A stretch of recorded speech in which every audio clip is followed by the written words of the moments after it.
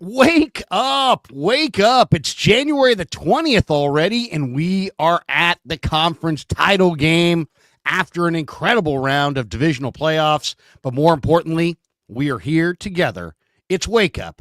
He's Damon. I'm Larry. You're you. Let's go right here, right now.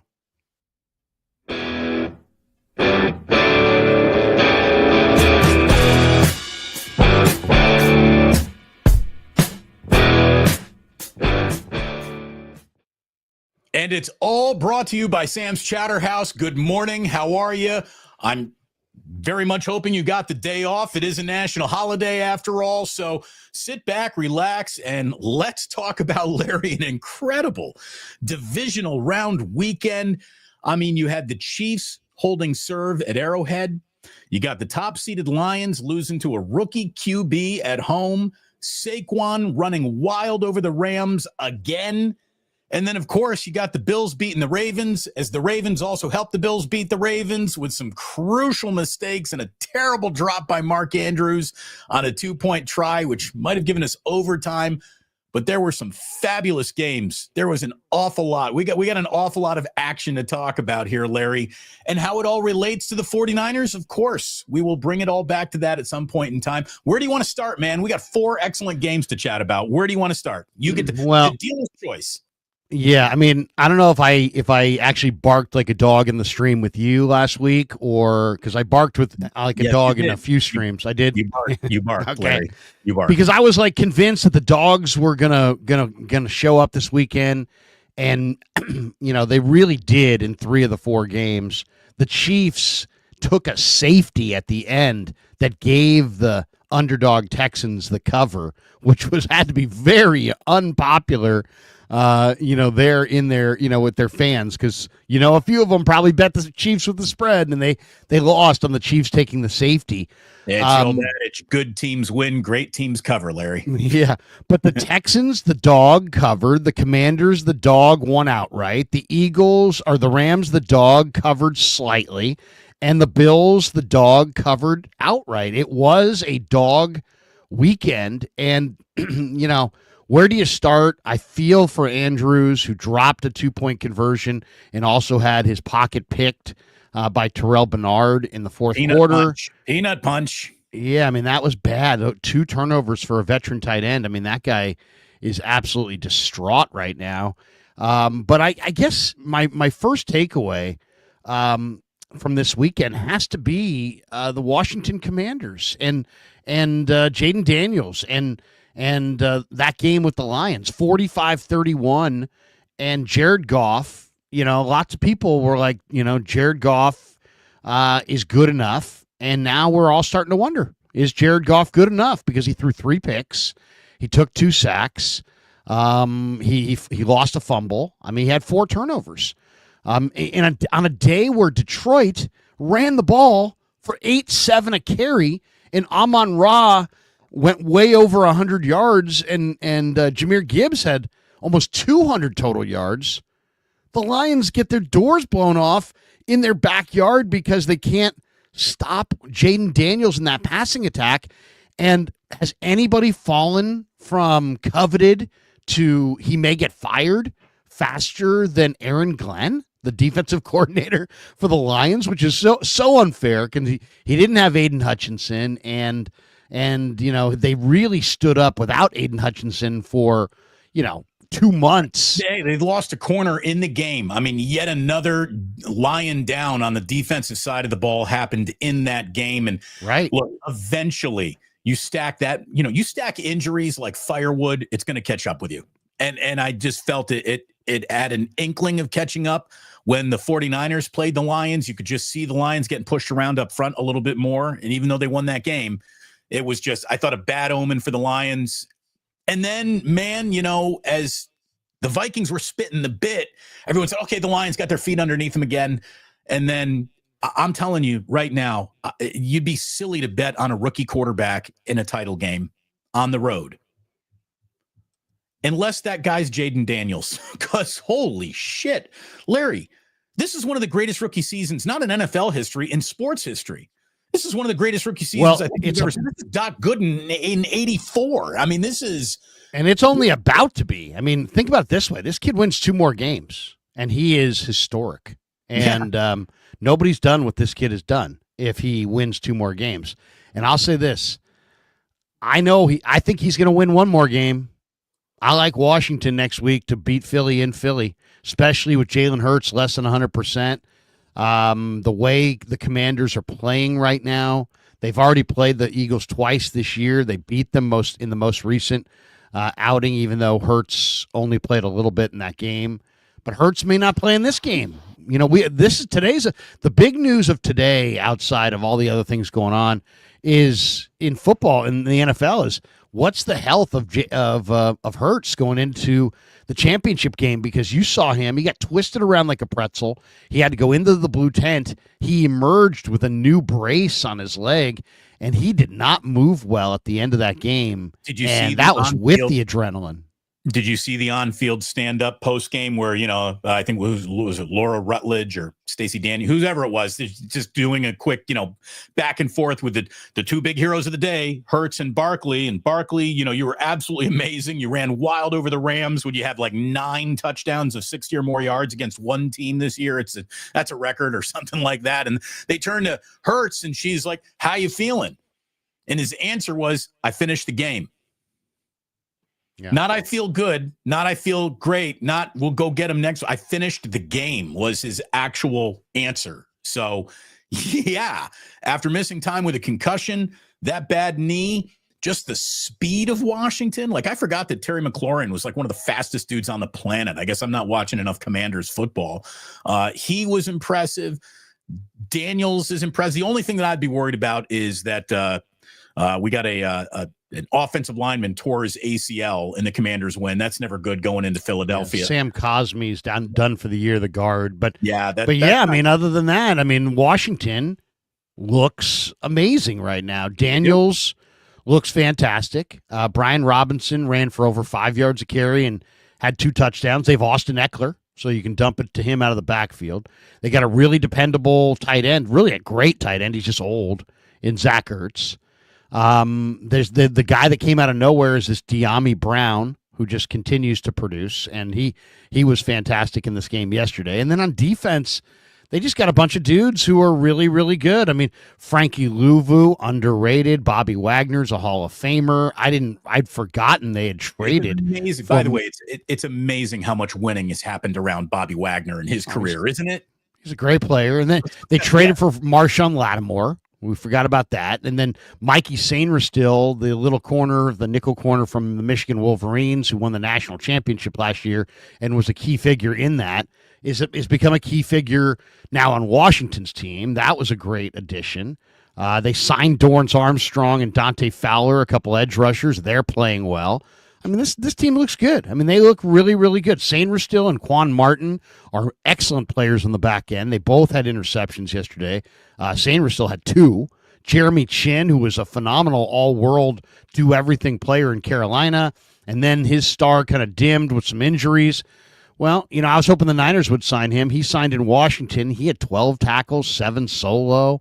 Pass defense. I mean, Washington looks good, and they're loose. They're playing with the house's money. They got a great vibe.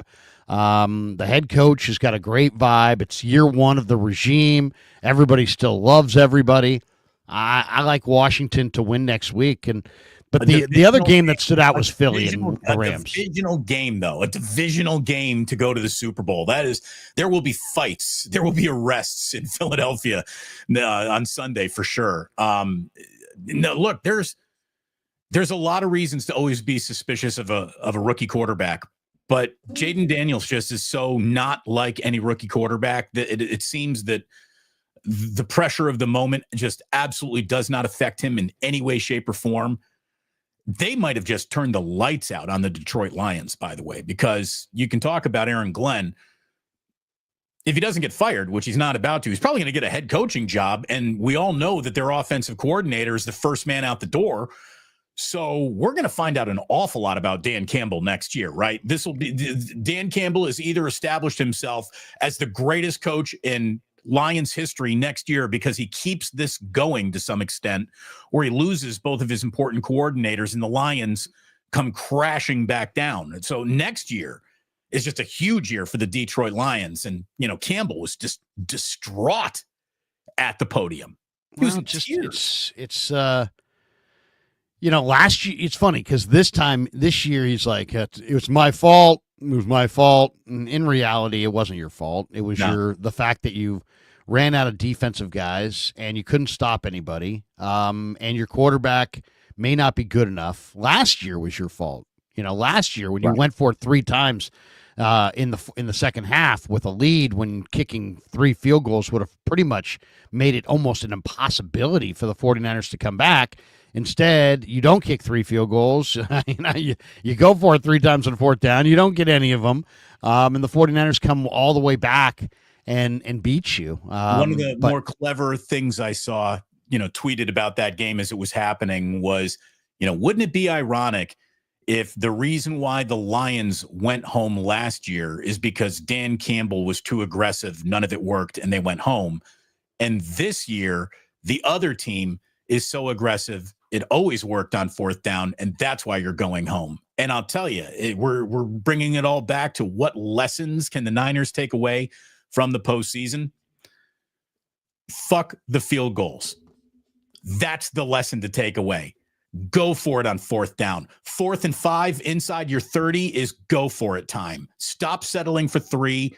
Go play football on big boy downs. To me, that is what I hope Kyle Shanahan took away from this weekend, is he is watching all of this 4th down success. Do you realize that the Commanders had more success on 4th down this year than the Eagles have had with the tush push on 4th down? That's how good they've been on 4th down all season. So, well, I'll say this. Here's my takeaway. Take care of the damn ball. Why did the Niners miss the playoffs? I'm a big Brock Purdy fan, but it was a lot of it was Brock Purdy not taking care of the ball in the second half of the year. I was looking at the 4 games. The winners, that would be Kansas City, Washington, Philly, and Buffalo, were plus 10 in turnovers this weekend. There were no turnovers in KC Houston. Washington was plus 5 on the turnover margin. Philly was plus 2, and Buffalo was plus 3. Plus 10 in those 4 games. You want to win? Don't turn it over. Play clean football. It's not about make a play, make a play, make a play, make a play. It's don't make a negative play. That's it. What was Tom Brady great at? And it's like you can hear it in his broadcast. There's very little to like about Tom Brady as a broadcaster. He's stiff. He's all over the place. But he occasionally will throw a comment in that is so revealing of a trait that helped him win all those games. And one of them is he's thinking a lot about avoiding the super negative play. If you can tell his mindset will be like, you got to throw that one away there. You got to throw that one into the turf there. You can't take that sack there. It's like we've saw, some of these guys take some bad, who was it? Was it Hurts that took the safety? We saw a couple quarterbacks decisions this weekend where it was like Stroud made a mistake or Hurts made a mistake or Stafford made a mistake. And it's like a guy like Brady, when you're watching it, he'll be like, he will remind you. And it's like, that's what Brady didn't do a lot. He didn't throw lots of picks. You stopped him, but they punted. He didn't throw the pick 6 deep in his own territory or take the safety, or for the most part, he did a great job at avoiding the gigantic negative play that cost you the game. And Jared Goff didn't do that yesterday, and he lost. Lamar Jackson didn't do that yesterday, and now Lamar's 2-5 in the playoffs. Stafford. The one thing I don't understand. Here's the question I don't get from the weekend. Why did the Rams in a game where it started to snow at the anthem and snowed the rest of the day, in a day where you have Kyron Williams, who's one of the NFL's better running backs. He averaged 5.6 a carry. He only got 19 carries, and you threw the ball 44 times in that snowy, messy day. Look at the Eagles. They knew what to do. They ran it. They passed it 20 times. They ran it 34 times. And say, well, the losing team, maybe they were from behind. It was 13-7 Philly at the end of the first quarter. It was 13-10 Philly at halftime. It was 16-15 Philly at the end of the third quarter. So there's no excuse for a 2-1, literally 2-1 pass run in the snow and the mess. And then you look up at the end of the day and you're like, well, what happened? Well, guess what? I'll tell you what happened. You had 402 yards. They had 350. You passed for 291. They passed for 65. But they ran for 285 and 8.4 a carry. And you ran for 111 at 5.3 a carry, and you were -2 in turnovers. Look, so on a day when the possession was even and everything, there was a lot of even. That game was totally even. The -2 in turnovers killed the Rams. Larry, I want to come back in my next life as a run the ball coach.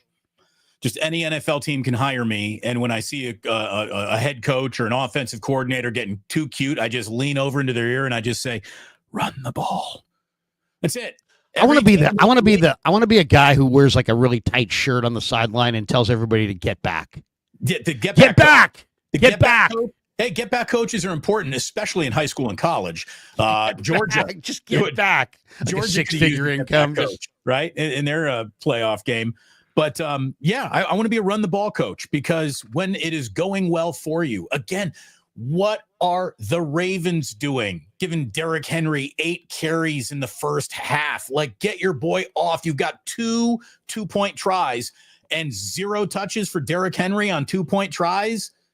Okay. Heyman, that's a great point.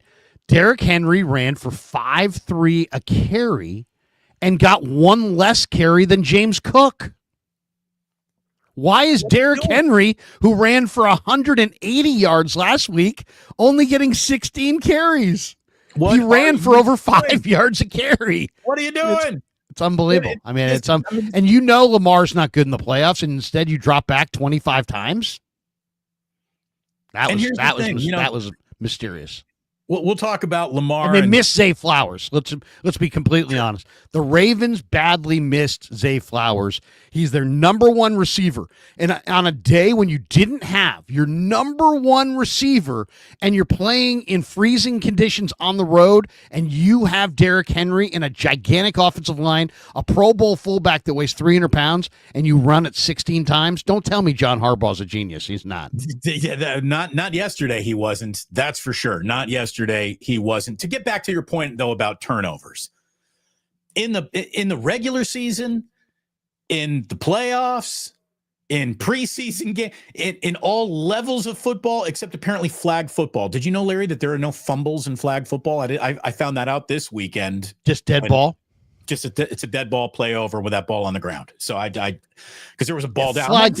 Flag is awesome, by the way. My kid played, Christopher played in the same league that your guys playing in. It's a gigantic flag football league. It's all over the place, and they do a really good job. It's awesome. They've run this thing. The dads and the moms who are out there coordinating it have done a hell of a job.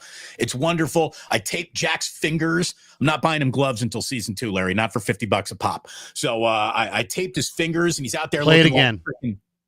Huh? Hit play it again. There's a little secret place out here in the East Bay is a store called Play It Again Sports. All right. Well, maybe you can pick up a pair of gloves. And they have all kinds of everything, cleats, because you don't want to buy a cleats for a kid who's going to outgrow them after 5 games. But right. But you need cleats sometimes, so it's like you go to play it again. Fingers, though, because he's the only kid on the field with taped fingers. He's out there looking like Mike Singletary, and all of a sudden, he feels cool. But look good, feel good, play good. We've been talking about it. It was great. But so no turnovers in flag football. On every other level of football, turnovers are the biggest force multiplier in the sport. Your chances of winning or losing rise so dramatically with 1 turnovers. You have multiple turnovers. Now you're in trouble. And here you go. The Bills, Larry, are where they are because of turnovers. Now, it's not just Josh Allen. It's, Josh Allen obviously isn't turning the ball over, but he's not out there, taking the ball away from anybody. This is why this is a team sport, and it's not always just on the quarterback and the coach. The most consecutive games not losing the turnover battle in NFL history is the streak that the Buffalo Bills are on right now.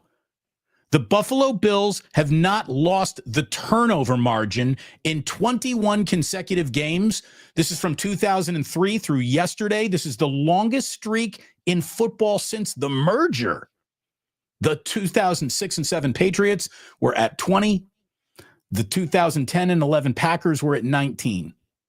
So we are watching a historically significant turnover margin for the Buffalo Bills be right dead center in the middle of their success.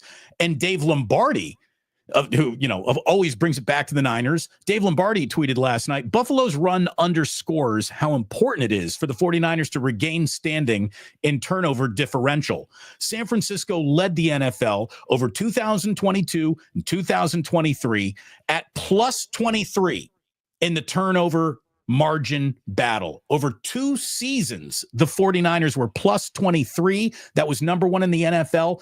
Just this year alone, the Bills are plus 24. The Bills are plus 24. That is number 1 in turnover margin by a wide margin over the rest of the league. And they were the difference in that game last night. It's their year. I mean, that's why, people said, well, do you expect, who do you like next week? Do you like Mahomes at home? And it's like, how do you not? But then I kind of think this is the Bills' year.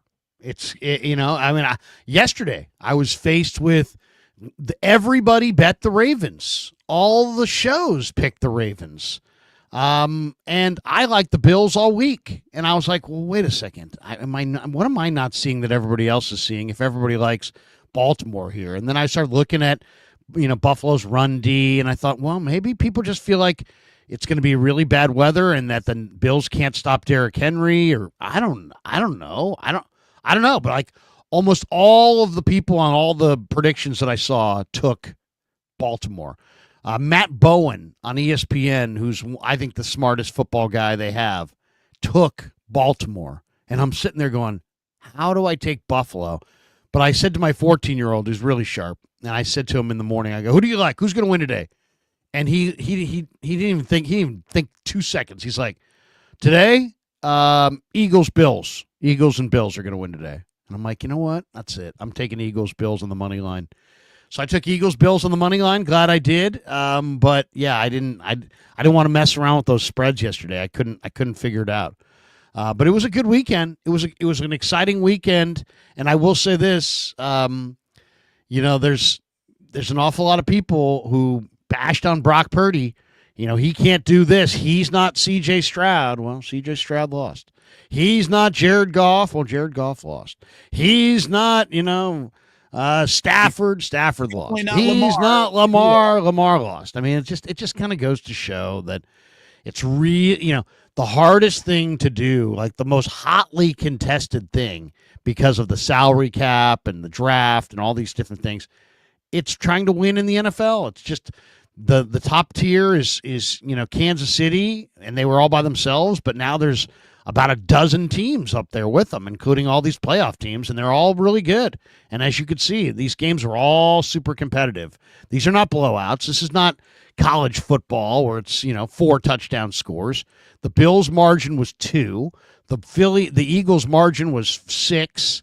The Washington margin was big, but really that was just kind of emotional swing. KC was 20. It was 9, but it was 11. I mean, these were not gigantic. These are not blowouts. There are some years in NFL history where there's been a lot of blowouts this time of the year. Yeah. Well, I mean, there were a few blowouts last weekend, but this weekend games got closer and tighter, and there's some really good defenses and good quarterbacks, and there's a lot of things canceling each other out on those football fields. And look, we Larry and I have a little agreement. We never do the show before we start the show. I said, Larry, there's a couple things I want to talk about today. And he's like, I don't even want to hear about them. Just bring it up live on there. One of the things that we got to get to, I got 5 things 49ers fans must consider. We cannot remove your frustration, but we can add to your understanding. We will get to that in just a second. But I got a rule here about people complaining in Houston about Patrick Mahomes and the flop. And he did. He absolutely tried to buy a personal foul on the sideline. He threw his arms up dramatically. There is no doubt he flopped like a soccer player. Genius freaking move, Patrick. Dude, Patrick Mahomes isn't out there trying to make friends. He's not out there trying to win fans over. He's trying to win a football game. And he's going to do everything, use every measure he's got, use all the amount of skullduggery. What Shaquille O'Neal famously said, I didn't flop. I played in moments. I know how to, I'm buying calls. I'm not flopping. Shaq would say that. And that's what Patrick Mahomes is doing. Patrick Mahomes is just out there trying to beat you, and he knows that the refs watch him like a clock, in the final hour of a workday. The refs are just looking to bail Patrick Mahomes out of trouble. And they really are. Like, I'm not here to tell you that the NFL is rigging outcomes of games, but the NFL certainly wouldn't want any Chiefs tape studied to talk about how this game is being officiated fairly or in both directions the same way. Not even close. Like, the Chiefs are getting benefits of the doubt for real. The Houston Texans had 2 or 3 massive momentum-swinging plays swung back against them by some officiating decisions that just made no sense at all. That's true. But if you live in Houston and you are a Texans fan, and if you are complaining about Patrick Mahomes flopping, there better not be a James Harden jersey in your closet. Okay? I don't want to see any Houston fan complaining about flopping if you ever owned a James Harden jersey. So stop it. The reason why the Chiefs advanced is because they're one of the greatest football teams of all time, and they just find ways to win. Maybe they get a little help finding that way to win. I'm not here to argue with you. But holy shit, they are so good. The Chiefs are so good, Larry. I mean, I don't think anybody really wants to admit it or talk about it. But, here they are. The Chiefs are going to their 7th consecutive conference championship game. Patrick Mahomes in 7 years has been to 7 AFC title games. He is now 105-26, playoffs included, as a starter in this league. 105-26. He's 16-3 in the playoffs. That is insane. Absolutely insane. He's the best. All the more reason not to give him calls. He's 6'2", 230 pounds. Stop calling all these hits on him. The one that he got hit in the face or in the chest, that was an absolutely awful call. The one where the 2 defenders' helmets hit each other and they rubbed off on his face mask, and they officiated the contact, but none of it was on the quarterback. I mean, that call can't be made. I mean, as simple as that. I will say this, though. If you look closer at Kansas City, it's coming to an end. I mean, if you look really close, you can see that it's starting to wind down. Why do I say that? I mean, Houston out yardaged them, out everything them. Houston had 18 first downs. The Chiefs had 14. Houston had 336 yards. The Chiefs had 212 yards. The Chiefs couldn't run the ball. They got outrushed 149-50. Kansas City averaged 2.3 a carry, and they gave up 5.1 a carry. The difference was penalties. 4 penalties for Kansas City for 22 yards, 8 penalties for Houston for 82 yards. That was a major difference in this thing for sure. Also, Mahomes to Kelsey. I mean, Travis Kelsey is he is the ultimate safety valve. All Mahomes has got to do is, move 4 or 5 steps to the right or left, and it changes the trajectory. He always can find Kelsey. He targeted him 8 times. He caught 7 balls for And Kelsey 117 yards. He can't even really move anymore. Yet he remains. Yeah, that's what I'm saying. I mean, open. Yeah. look what they got. I mean, Kareem Hunt is kind of old. Their line is not quite what it used to be. Kelsey is older. Chris Jones is older. Justin Reed looked like he took a pretty serious injury here. But what they are is they still have Spags. And they still have a great D. They got 8 sacks. They got 14 hits on the quarterback. They got 9 tackles for loss. I mean, they were everywhere. Their defense, Karl Loftus is a star now. Right.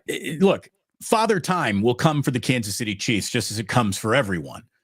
And I'm very comfortable saying right now the Chiefs will not be going to 4 Super Bowls in a row. But there is a good chance that they go to 3 in a row here. And it'd be silly to assume they won't find a way to win it. Because all they do is find ways to win. And like you said, Travis Kelce's right in the middle of it. I got some stats here from Nick Wright that'll blow your mind, even though you don't like Nick Wright. These stats are amazing. And look, there's Andy Reid. Let's not forget about that guy. Because Andy Reid yesterday won his 300th game in the NFL. He joins George Halas, Don Shula, and Bill Belichick as the only human beings who have ever won 300 NFL games of any sort, regular season, playoffs, and all included. Guy's amazing. Andy Reid's a winner who knows how to get it done. His quarterback is the ultimate winner who knows how to get it done. His defensive coordinator has become the king of that conversation.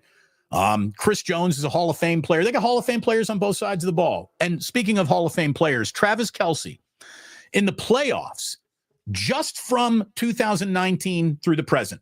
So this is just in this Chiefs dynasty. 17 playoff games for Travis Kelce. The record for the Chiefs in those games is 15-2. He's had 140 catches for 1,595 yards. So this is a modern regular season. He's had a regular season of 17 games in the postseason and has put up a 140 catch, 1,595 yard year, which is one of the greatest seasons anyone's ever had, right? If this were all one season, Travis Kelce's postseasons. And he's had 18 touchdowns in the postseason, 18 postseason touchdowns in 17 games. It is absurd. He goes to the Hall of Fame on this 5-year window alone, much less the rest of his career. And where would those numbers in terms of catches, yards, and touchdowns rank all time in playoff production? Second. Travis Kelce, in just the last 5 years, has produced the second most catches in playoff history, the second most touchdowns in playoff history, the second most yards in playoff history. And that's just not for tight ends. That's for every swinging dick out on the football field catching footballs. That's incredible. Travis Kelce in the postseason is Jerry Rice. He is. Travis Kelce is one of the great postseason players in the history of postseason competition. You can't deny it. And now, holy shit, up in the box, he's got Taylor Swift and Caitlin Clark. I mean, come on. Think about it. How could we get more people watching this game? Well, let's not just have one, but 2 of the most famous women living on the planet, just as the sprinkles on top of whatever the hell else is going on here today at Arrowhead. It's an embarrassment of riches. Well, I mean, and, that whole thing is just so stupid. It's like, oh, you're a bunch of people like you. I don't know you, but a bunch of people like me, and let's just sit next to each other and let's pretend that we're friends, and then let's have 3 or 4 awkward hugs, and it's just so stupid. it's so fucking stupid. It's like if you're into Caitlin Clark and Taylor Swift, whatever. But I mean, it's just so. I mean, it's so stupid. It's just like whatever it's so unbelievable. You're just sitting there going, "Oh God, make this end, please. Break up at some point. Go away." I'll say this too about Kansas City. Love. They luck out, man. They luck out. They fumbled twice, but they fell on the 2 fumbles. You know, it's like, does their kicker miss? No. But does the other kicker miss? Yes. You know, so I mean, Houston's kicker missed 2 kicks. I mean so that's 6 points there. If you give them, then it's a 3-point game. So it's like anybody's game and the Chiefs win on the margins. But I'll say this, and I said it going into this game. I said, you know what, Kansas City, their receivers are going to get shut down by Kamari Lassiter and Derek Stingley Jr. Those two Houston number one corners are going to absolutely shut off the Chiefs receivers' water. And sure enough, it happened. Yeah. And I said, you know what? Kelsey and Mahomes and the defense and Kareem Hunt and Pacheco, they're going to have to carry Kansas City to victory. DeAndre Hopkins, no catches. Juju Smith-Schuster, no catches. Hollywood Brown, no catches. Those guys played and were targeted and didn't make a catch. The only Chief receiver that caught any balls all day was Xavier Worthy, who caught 5. The rest of the Chief receivers totally shut out. But Kelsey did enough. They ran just enough. Kareem Hunt bailed him out. Mahomes did not turn it over. When he did fumble, he recovered it. And they win the game. They win the game. They find a way to win the game. And it's funny, I'm sitting there watching it with my son in the second half, and Kansas City got the ball back. And it was like third quarter, like 4 minutes. And I'm like, watch, the Chiefs are going to go on like a 10-minute drive here. Watch, they're going to go on a 10, 12-minute drive and put this thing away. And then sure enough, here come the Chiefs, and there was a 13-play drive, 81 yards coming out in the fourth quarter. Kelsey, 11-yard pass from Mahomes, and a 13-12 Kansas City lead became a 20-12 Kansas City lead, and that was the ball game. They added a field goal, and thanks for coming. So, I mean, they put together, they give them credit, because that 13-play, 81-yard drive that lasted 7:44, it looked like, no big deal. But that's the drive that the Niners can't make. That's the drive that they've been unable to come away with. Kyle Shanahan, close game, lots and lots and lots of pressure, 1-point game, and you put together a 13-play drive that doesn't have a lot going from your receivers and go up 20-12, with whatever, 6 minutes left to play or whatever it was, or no, 12 minutes. I guess it was like 11:52 left to play when they actually scored. So, but I mean, they're up at that point, 8 points with right around 12 minutes left in the game. And it's like that 13-play, 81-yard drive has been elusive. The Niners have not been able to come up with that big, put the game away kind of a drive in the fourth quarter. Like and subscribe. It's great to have you here. Thanks so much for watching Wake Up. Damon Bruce, Larry Krueger. As always, we're brought to you by Sam's Chowderhouse. There she is, sitting down in Half Moon Bay, the finest restaurant in Northern California in terms of where does this restaurant sit? What do they serve? Is it the perfect kiss between land and sea? You bet it is. Get yourself to Sam's Chowderhouse. They've been sponsors of Wake Up this entire football season. We absolutely love Sam's. Larry, you and I need to get some sort of a crowning achievement dinner for the two of us booked down there. Bring Jillian and Amy. We need to go thank Sam's for being such great sponsors. You go down and thank Sam's as well, and you will be happy that you did. Get on down to Sam's Chowderhouse. We have Championship Sunday set, Larry. Commanders and Eagles. Again, I think we both like the Commanders in this game, but I will say this. The Eagles are going to win more often than not when Saquon Barkley is just, you can put him down for 180 yards today. I mean, good He's Lord. Great. He's a great player. This guy hits 65-yard touchdown runs like other teams hope to have 65-yard touchdown passes. It happened way too much against the Rams this year for the Rams' taste, obviously. He went bonkers against the Rams in his 2 games against them this year. Look, when you can take an elite offensive line and then combine that elite offensive line and with an elite running back, now you got something. It's just football. That's been the truth of this sport since the dawn of this sport, and it remains the truth of this sport. And I really think that as teams consider who they are, where they are in their competitive life cycles, what you want to do is you want to build up that offensive line. Like, I don't want to see Gianti being the 49ers draft pick before they build their offensive line, because you need that offensive line. Then the final piece of the puzzle should be that elite running back, which, the 49ers hopefully got on the shelf right with Christian McCaffrey. We know how good he is when he's behind a better than average offensive line. Imagine if Christian McCaffrey had a great offensive line. Like, that's where you win Super Bowls. They need to improve their offensive line. I'll say this though about the Eagles. This win came at a price. They lost Quinyon Mitchell early on to a shoulder injury, and he couldn't come back. And it makes you wonder if can he play next week against the Commanders, because he is one of the great young corners in the game. So they lost Quinyon Mitchell early. I think they lost another DB late. They lost Jalen Hurts to a knee injury, and then he came back and finished. But I got to think he is going to be less than 100% if he can go next week. He's going to be in a ton of pain.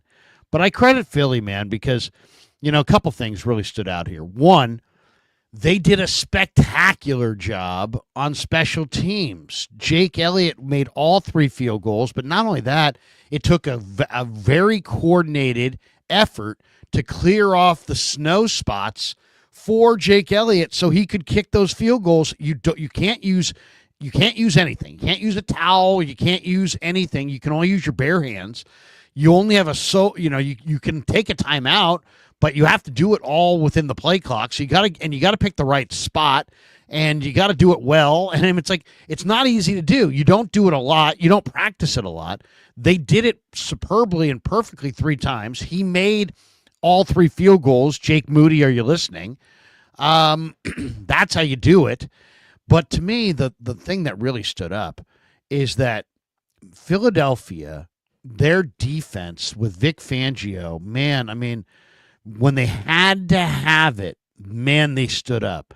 Zach Bond was amazing. There was one series where Zach Bond just took over the entire series. He had a PBU, he had a tackle for a loss, he had a solo tackle. Zach Bond, who was just a totally ordinary, forgettable, nothing guy in New Orleans, has become an all-pro linebacker under Vic Fangio and the Philadelphia Eagles. He played huge. C.J. Gardner-Johnson had a massive tackle for a loss. He was huge. Oren Burks, the ex-Niner, who was forced into action, batted down a pass. He had 2 tackles for loss. He had 6 tackles overall. He had a hit on the quarterback. He played huge. Reed Blankenship played huge. I thought Jalen Carter had the biggest play of the game with his sack at the end. Jalen Carter, 2 sacks, 5 tackles, 3 hits on the quarterback. But it wasn't just those guys. It was these other guys. Nolan Smith, Ajomo, Hunt. Their front had 5 sacks. Didn't you think the Rams were going to drive and win that game at the end? I thought Stafford was going to put together a freaking drive at the end, and there you go. They were there. Yeah, they were there. They drove down. They were there. They were on the 19-yard line, and then Jalen Carter got a huge sack on 3rd down, and Stafford threw incomplete on 4th down. But if Jalen Carter doesn't get that sack on 3rd down, the Rams probably win the game. Well, and we're only down 6. I saw there some host from WIP or some Philadelphia host, and it got retweeted. There was a Rams cornerback had slipped on that down where Jalen Carter got the huge sack, and there it was Puka, I think, was just wide open. It would have been a catch and walk in because there was no coverage at all on a wide open Rams receiver, but Jalen Carter got that sack, and there's probably little doubt that Stafford would have made that play without that sack. So that's one of the bigger plays in Philadelphia Eagles playoff history. That's how big that was. I think it delivered the win. I think that's a good point. I'll tell you the other one that, nobody's going to want to talk about this because he's one of the reasons they got there, and he's a great young player and everybody loves him. But Puka Nacua did not handle the conditions well at all. He really did not.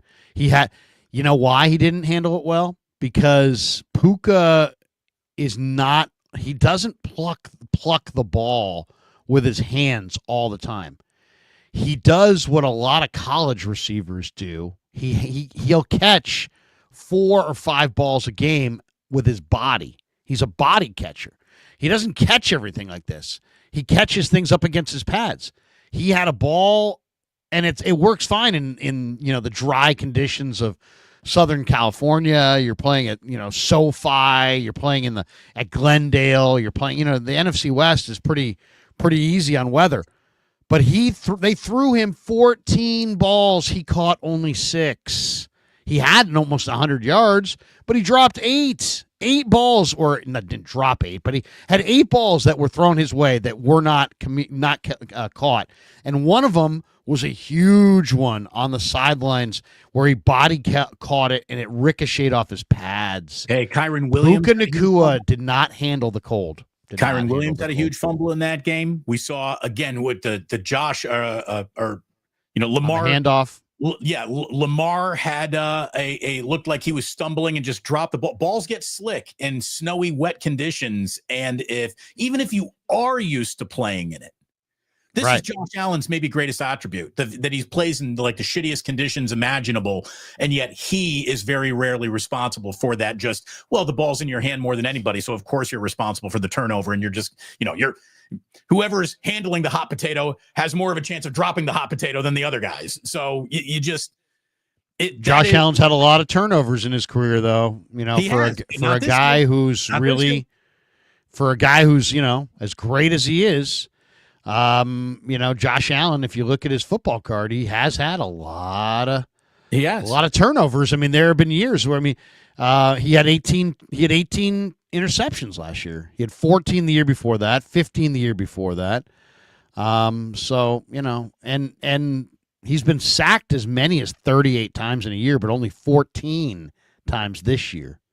So it looks like it's his year. He's a tremendous player. Now he's going to have to go to Kansas City and do it, but they've already beaten Kansas City once. And as I stated, I think Kansas City is prime for the taking here.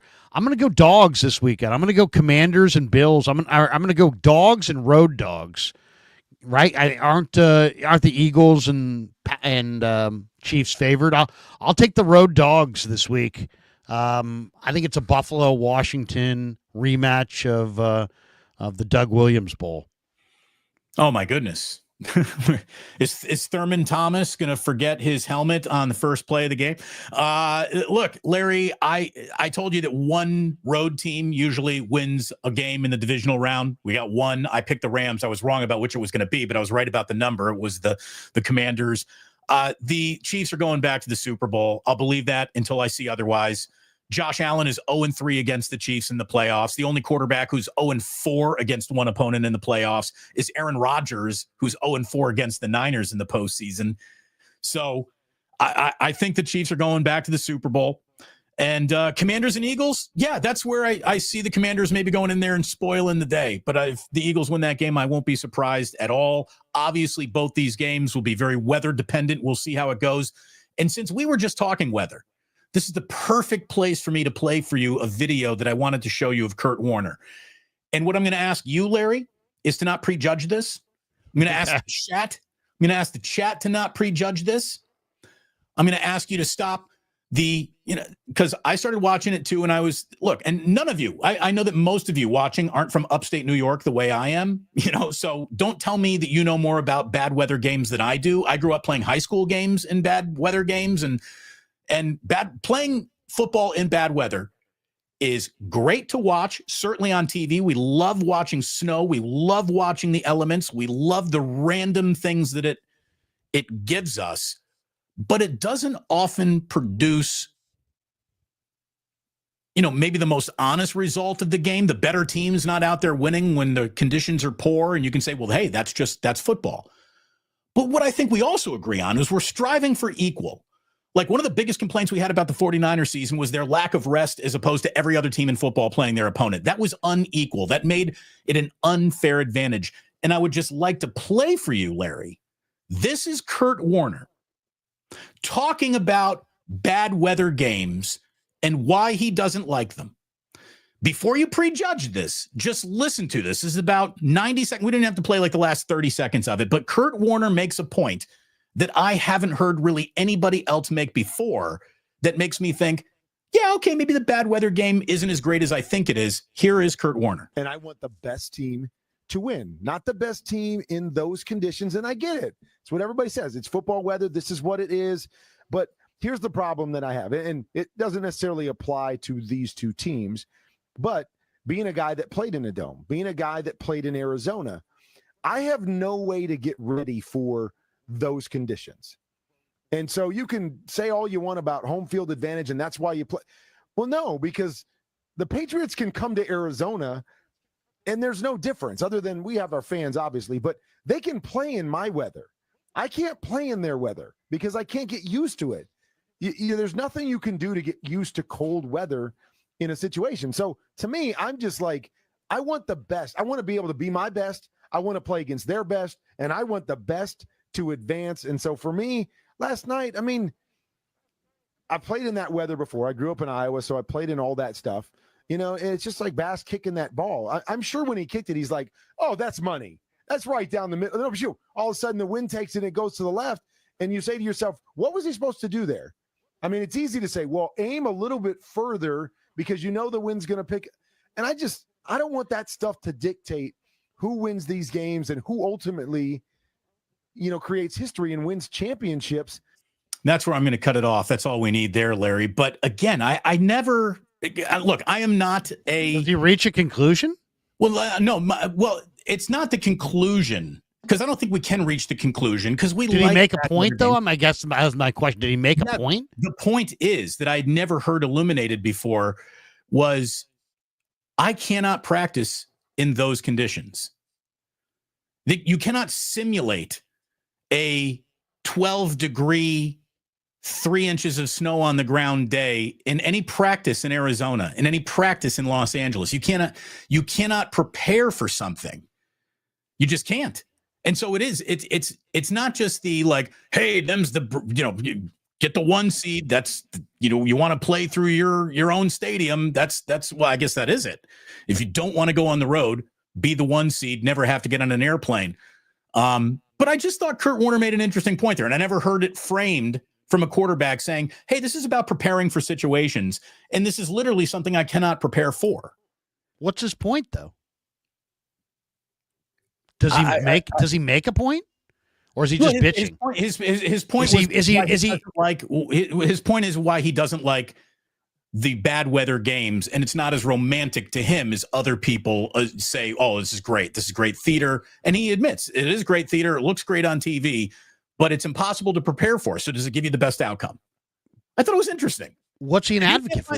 Look, Larry, if you can't find the interesting in that point, I guess we can move on. It's not about interesting. It's about advocacy. What's he advocating? Is he advocating in neutral site games? I mean, don't just bitch. Make a point. If you don't like it, suggest something better. Don't just bitch. Earn the number 1 seed. And nobody forced Arizona to build a dome. And guess what? It's a major advantage in September to play for the Dolphins to play at home. It's a major advantage for the Buccaneers and the Jaguars to play at home in September. Nobody's complaining about that advantage. When West Coast teams who have no humidity at all go into a situation where they're just sweating profusely and they can't handle the ball because it's slipping around because you're sweating like a dog, and they trained in that, and the Saints train in Metairie, Louisiana, and I've been to Metairie, Louisiana in July, and it is sticky, wet, sweaty. You're going to sweat more walking from the locker room to the field in Metairie, Louisiana than the 49ers are going to sweat after practicing an entire practice in Santa Clara in the heat of July and August. And Santa Clara is kind of warm. It could be 95, could be 100. Here But we still, go. it's not.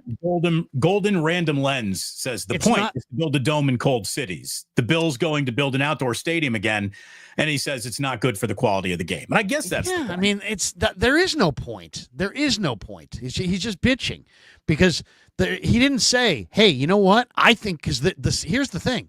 They're going to play a game tonight for the championship in college football. It's not in South Bend, all right? And it's not in Columbus. It's in a neutral site, nice weather or dome situation. It's a dome, I believe, right? So there'll be no weather. Does that make it better? It makes it cleaner. You're taking away variables. You're getting a better football game, but I'm not sure if you're getting a better show or if it's a better memory. I kind of like the. I mean, isn't that part of December football, January football? Is that you're going to have to brave the elements and go that's why, like, as a Niner fan, that's why the Niners were so adamant about having home field, because it was a major advantage to have the New York Giants, and the Washington Redskins and the Chicago Bears come here as opposed to going there. And Shanahan, I believe, might have a winning record. He has a winning record in the playoffs. I know it's a winning record at home. I think it's a winning record on the road too. But yeah, I mean, I hear what he's saying. I understand what he's saying, but what's the solution? That we would get rid of non-neutral sites and have, I mean, look at the atmosphere next week in the conference title game compared to the atmosphere 2 weeks later at the Super Bowl. It's a totally different atmosphere. And I've been to a Super Bowl. You have too. The atmosphere is better in the championship game than it is in the Super Bowl. It's better. It's a better atmosphere. Well, yeah, because the Super Bowl atmosphere is like corporate, and it's like you've got your group of fans over there, we've got our group of fans over here, and then between us there's like a third group of fans that's bigger than our group and bigger than your group that are just kind of there. Well, I'll say this about when we were at Ravens. Yeah, it wasn't great in Superdome. That was not a quiet, antiseptic atmosphere at all. I thought that was pretty damn loud for a semi-neutral.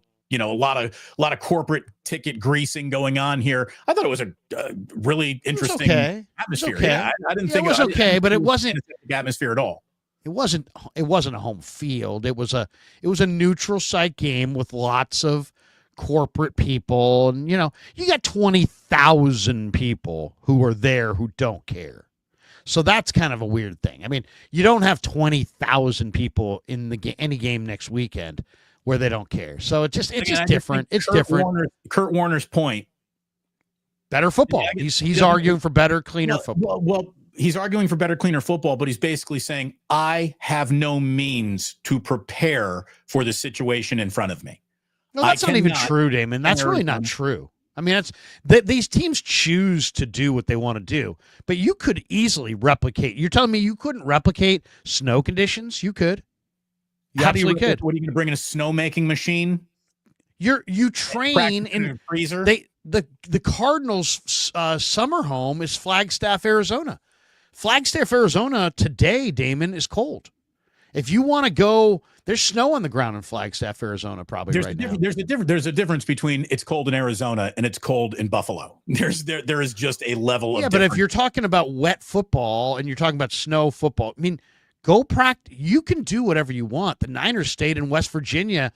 They stayed back east in a game last year or 2 years ago, and they actually practiced in cold weather for a game that wasn't going to be in cold. But you could practice in cold if you really felt like Kurt Warner had made a salient point, and that there's a major disadvantage for your team because they don't practice in it, and you wanted to practice in it, you could.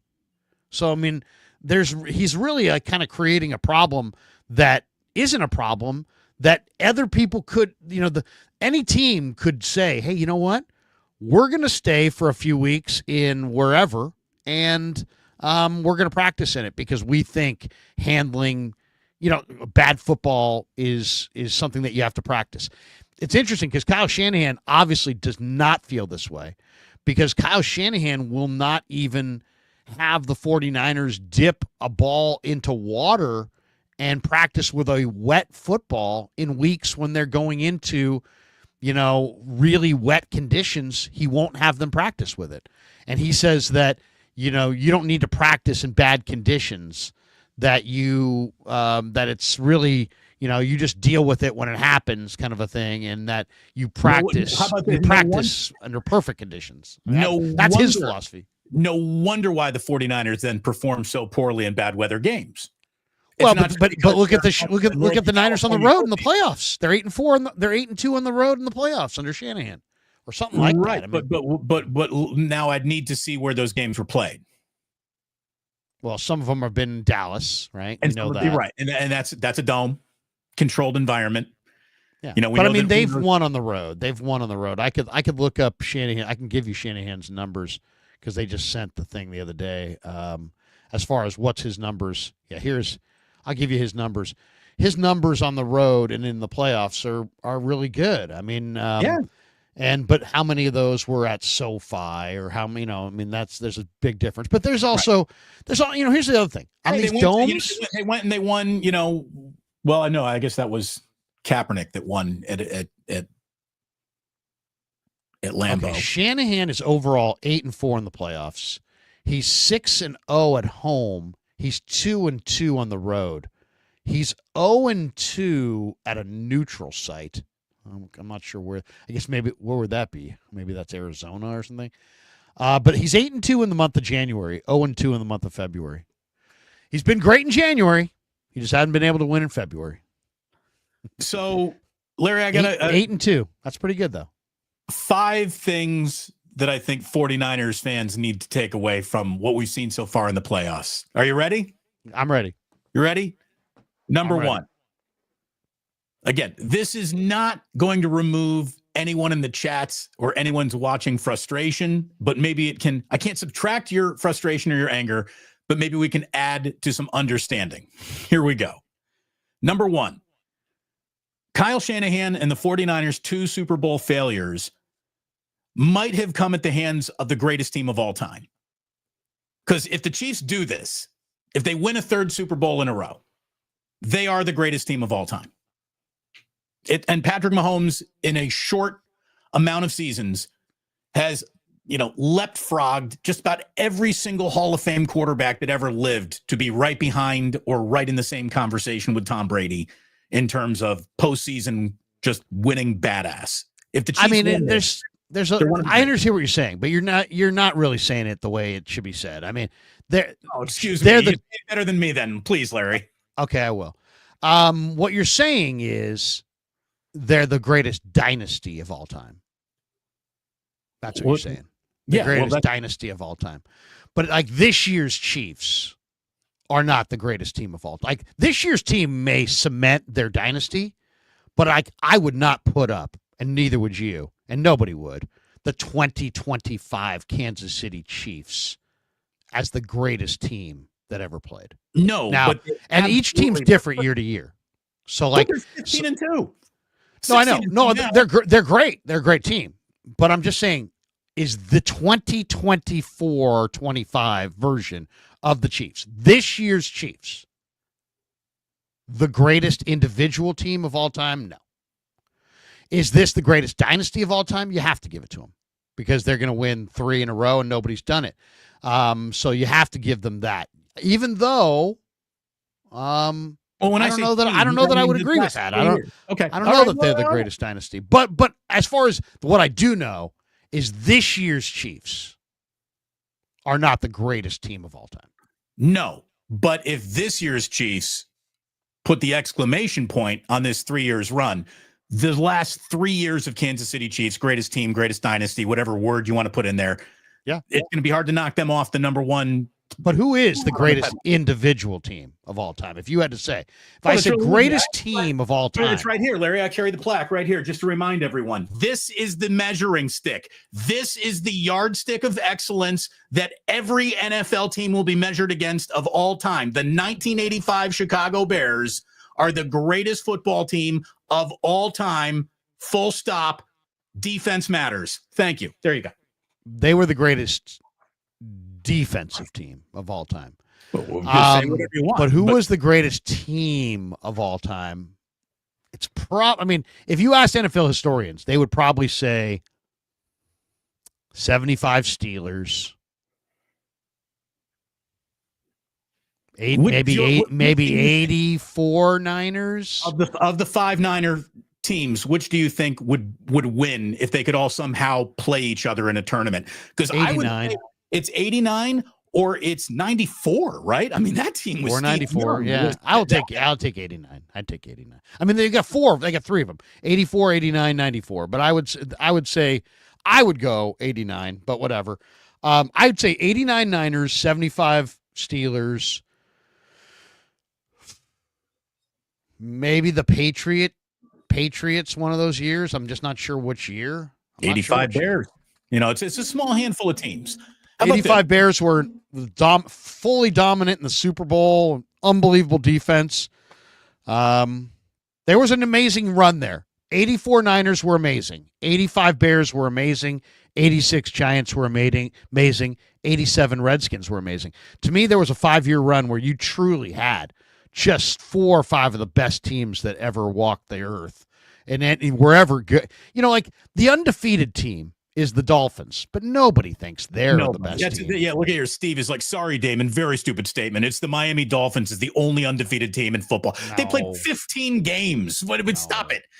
No, they weren't one of the best teams of all time. They were the undefeated team. Yeah, not a single NFL historian, not a single student of the game would ever even include that team in the top 5 teams of all time. Yeah, top 10 probably. They're not slaughtered by any Troy Aikman Dallas Cowboy team. Yeah. Slaughtered. I would say the Cowboys of 93 have to be on this list. They were amazing. 100%. They were really good. Anyway, you could debate the others. I mean, there's Green Bay teams that were incredible, and then there's probably some individual team in the last 10, 15 years that we're not thinking of, but because it all kind of blends together. But I would say 75 Steelers, 89 Niners, 85 Bears, 86 Giants, somewhere in there. Okay.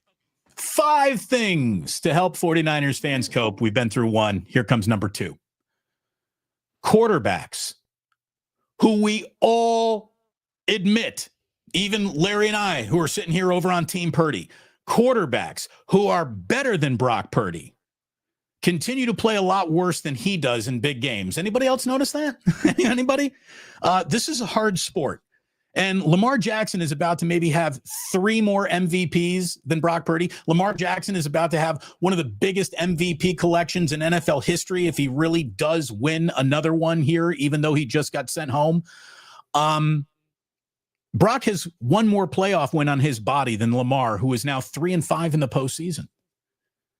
I mean, this shit is hard. I think 2-5 maybe. Might be 2-5. I thought it was 2-4 coming into yesterday. Lamar Jackson playoff record 3-5. 3-5. Okay. So there you go. Maybe Brock gets a little bit more credit than you want to give him to, even if you don't like him. He continues to win more than guys who have won MVPs in the postseason, for what that's worth. Number 3, the 49ers are going to have a last place schedule next year. Go ahead and look at that schedule. There are donkeys on there. When you start playing the W and L game, just looking at who they're playing, there's a lot more W's than L's coming up on next year's schedule for the 49ers. And let me just say that there's only one way that less resistance could appear in front of the 49ers than it does already on that schedule. And that's if Matthew Stafford retires, and he's contemplating it.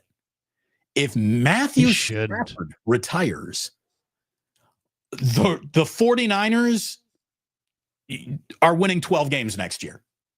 Bare minimum. The only acceptable win total should Matthew Stafford retire is we're going to start at 12 wins and do better from there. So just keep an eye on whether or not Matthew Stafford retires, because if he does, holy shit, an already wide open schedule becomes more wide open. I'm not going to say any win total. I mean, the 49ers, won 6 games this year. They need about 12. They have about 12 needs. I have no idea who their starting receivers are going to be.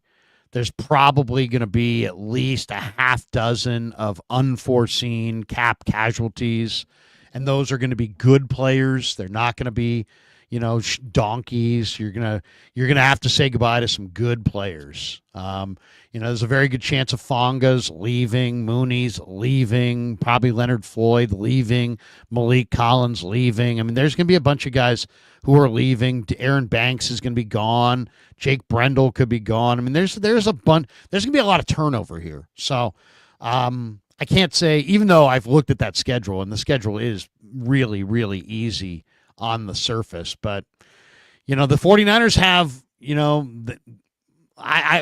we kept being told this year, oh, this game's easy, and it wasn't. That game's easy, and it wasn't. The Niners need to not look at their opponents, not look at the across the way, and just focus on themselves. They have huge building to do. Their offensive line probably needs 3 new starters. They need another receiver. They need they need 2 defensive tackles. Their starting defensive tackles are garbage. Their linebackers are too thin and too old, and their secondary is young. They don't have a free safety. They lack speed. I mean, they just have so many needs. I can't say what they're going to be next year. Well, I'm not going to say anything until I see them rebuild this thing, because if they step on their trip on their dick in the draft and can't pick their nose, they're going to suck. Okay. And so it's not about like, oh, well, this was an aberration. No, it was not. And it's not about, oh, well, they just will play a bunch of easier teams. They have to get better and better players, because they had a good draft this year. They had 3 disaster drafts in a row. So something tells me that if they don't have a great draft, if they have the kinds of drafts they had the 3 previous years, they will miss the playoffs again, and they will get further away from title contention than they are at in this moment. And they're not really close right now. So I think against they that got a lot on their plate. I agree with everything you just said. I also think they're at 8 wins just rolling out of bed against that schedule. Even a bad Niner team wins 8 games against that schedule. So right now, who's their backup quarterback? I mean, they're probably going to cut Dobbs. They're probably going to cut Allen. Right. They have Tanner Mordecai, and Purdy didn't play particularly well in the second half, and we don't know about CMC, and we do know that Ayuk's not going to be there for the first half of the year, and Debo looks to be done, and it's like Trent Williams shook my hand in the locker room when he walked out, like maybe I'd never see him again. I mean, it was like, seriously, the way he said goodbye to us was like so respectful, and he took so much time to say goodbye to us. It made me feel like I never was going to see him again. So I don't know. I would say his return is not a slam dunk based on that. So we'll see. They got a lot of building to do, and they say they're up for it, but let's see it. Number 4. On Sunday, the Eagles are going to be playing in their 8th title game since 2000. That is the most of any NFC team over that time. The 49ers have played in this 7 times, the Packers 6 times. 49ers fans who insist that these are the dark times, there's been an awful lot of light sprinkled on your dark times. Most franchises would gladly trade their all times for 49ers dark times. So there's that level of perspective. And then finally, in a source that I don't think you and I have ever turned to before, I saw it retweeted, and I want to give him full credit here, Larry. Rod Brooks tweeted, look, the Lions couldn't get back to the title game. The Eagles are trying to get back to the title game. The Packers are still trying to even reach the title game. And the Niners went to 3 straight and 4 of 5. Appreciate what you've got. And I agree. Oh, wow. I'm sure that was met with a lot of pushback. But you know what? Push back all you want. He's not wrong. He's not wrong. No, I mean, no. I basically would agree with that sentiment. There's a lot of people who are like, that's loser talk and this and that. Here's the bottom line on this. It's okay to have high standards as long as you acknowledge that you have unrealistic and extremely high standards. But if you act like you have extremely high standards and nothing but ultimate elation, everything else will be greeted as failure. When you're in that mode, you're going to fail a lot, and there's going to be a lot of unhappiness, because anything short of winning the championship is failure. The Niners have been a dynasty in our lifetime. Black season right here. No rings to show for it, so who cares? Yeah. You know, that's Okay, so that's so a terrible, fucking stupid. I hate to terrible say way. that, but you're so Terrible way to watch fucking sports. stupid. Terrible way to watch sports. Well, no, man, it's like, there's different levels. I mean, sometimes you're gonna win, sometimes you're gonna lose. There's a reason that cities that have hundreds of millions of dollars in cost overruns still throw $1 million parades when you win championships, because it's fucking rare. And it's really rare. It's really hard to do. And, it's like, I get it. You don't want to be satisfied with anything but a championship. And I get it. We all got a chance to enjoy 5 titles, and the young side of the Niner audience has yet to ever enjoy the ultimate elation of a Super Bowl parade. But that's what's going to make it all the sweeter when it happens. It's really, really, really hard to do.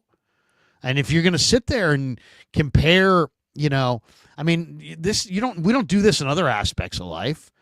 I mean, I don't do this. I mean, I have 4 kids. They go to school, if they come home with a 3.95, I don't sit there and go, "What? Somebody got a 4.2. Why aren't you that somebody? Get out of my house until you get a 4.2. Take your 3.95 and fucking stick it." No. I say, you know what? That's awesome. That's awesome. 3.95, man, you did great. That's incredible. Somebody did better. How do you feel about those people? Do you want to do better? I mean, maybe you got that insanely competitive kid that's like pissed off that they had a 3.95, or maybe you got that kid that's like thrilled that they had the 3.95. But once again, it's like, you can have these standards. I will only accept perfection. Okay. But just acknowledge that you're going to be unhappy the vast majority of the time. I mean, here's the thing. I lived through it. The Niners won in 81. They didn't make the playoffs in 82. They lost the conference championship game in 83. They won in 84. They got destroyed in the playoffs in 85. They got destroyed in the playoffs in 86. They were the number 1 seed in 87, and they got bounced at home by the Vikings. They won it all in 88. They won it all in 89. Then they lost in 90 in the NFC Championship game in one of the most bitter defeats of all time. And they lost to Green Bay in 91. And they lost to Dallas in 92 despite having home field and having the best team in football. And they lost to the Cowboys again in 93. And they lost again in 95. And they lost again in 96 and 97. And, do you see all the years? Were they losers? I guess in those years. Been reported as that. Absolutely. I can think of one guy who would have demanded Bill Walsh be fired. They're not losers. It's just really hard to do. It's really hard to win. It's really, really, really hard to win. And you can, and here's the other thing too. There's a great article, and I think I referenced it last week to you, but everybody should go on to The Athletic and read Jeff Howe. And it was an article about comparing the Chiefs today to the Patriots of yesteryear. And really the crux of it is that all these teams that got close to Tom Brady and the Patriots, when they didn't win, they like tore their whole thing down and started anew. And it set them back. And then the Patriots' advantage kept getting greater and greater as time went on, because the Patriots had continuity and all these other teams kept tearing it down. Well, it's happening again with Kansas City. The Niners lost to Kansas City. All of a sudden, it's like Jimmy G's not good enough. We have to have Trey Lance. So they forced the Trey Lance move. It wound up being a huge mistake. It set them back. The Cleveland almost beat Kansas City in the playoffs a couple years ago. Didn't happen. They got rid of Baker Mayfield. They traded for Deshaun Watson. It winds up being the worst trade in the history of the NFL. They've set their franchise back because of it. So I'm not saying don't have high standards, have high standards. And I'm not saying don't react to a loss, do react to a loss and be hell-bent to get back.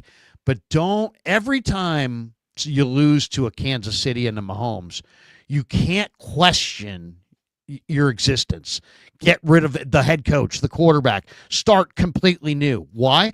Because Kansas City's going to stay with Andy Reid, Dave Taub, Steve Spagnuolo, Chris Jones, and Patrick Mahomes. and they're going to have continuity. And if you keep the Niners are going to have a new OC, a new DC, and a new special teams coordinator.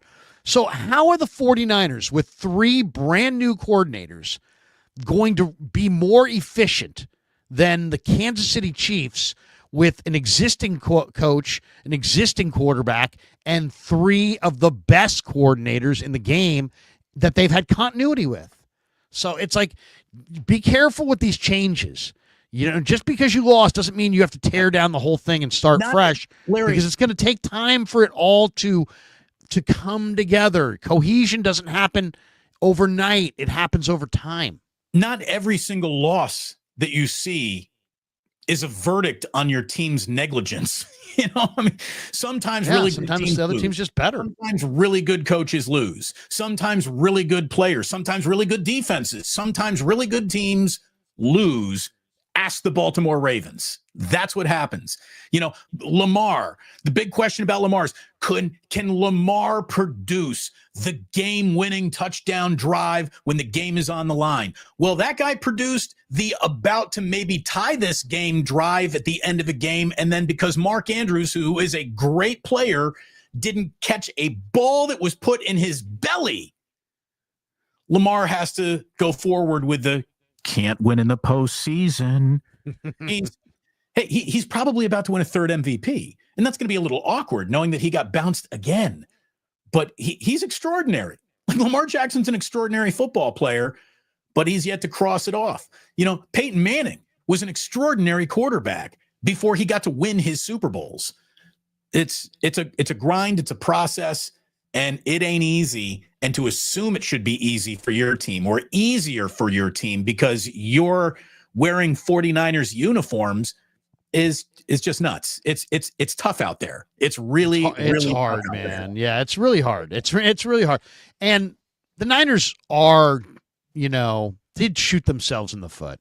They do. They shot themselves in the foot. The Trey Lance thing was a major screw up. Most of the time, it costs you your job. They lucked out, took Brock Purdy, and it's not going to cost them their job. But what it has done, it's set them back. And now they're going to need their version of the 86 draft to put them back in the conversation. Today, the 49ers are not in the Super Bowl conversation. But if they have the right kind of offseason ahead, they can vault themselves back into it. That's really all I can say about it. Kenny Powers says, "We don't care about the 80s, Larry." Well, then how are you a Niners fan? Because literally the greatest moment of you, that's like saying, I really like Huey Lewis and the News, but that album, Sports, I don't care about it. What are you talking? It's like, I really like the band Rush, just not Tom Sawyer. What the fuck are you doing then? Kenny, have you ever heard the statement, Kenny? To understand the future, you must have an understanding of the past. Seriously. And if you're going to have an understanding of where you're going, you got to know where you've been.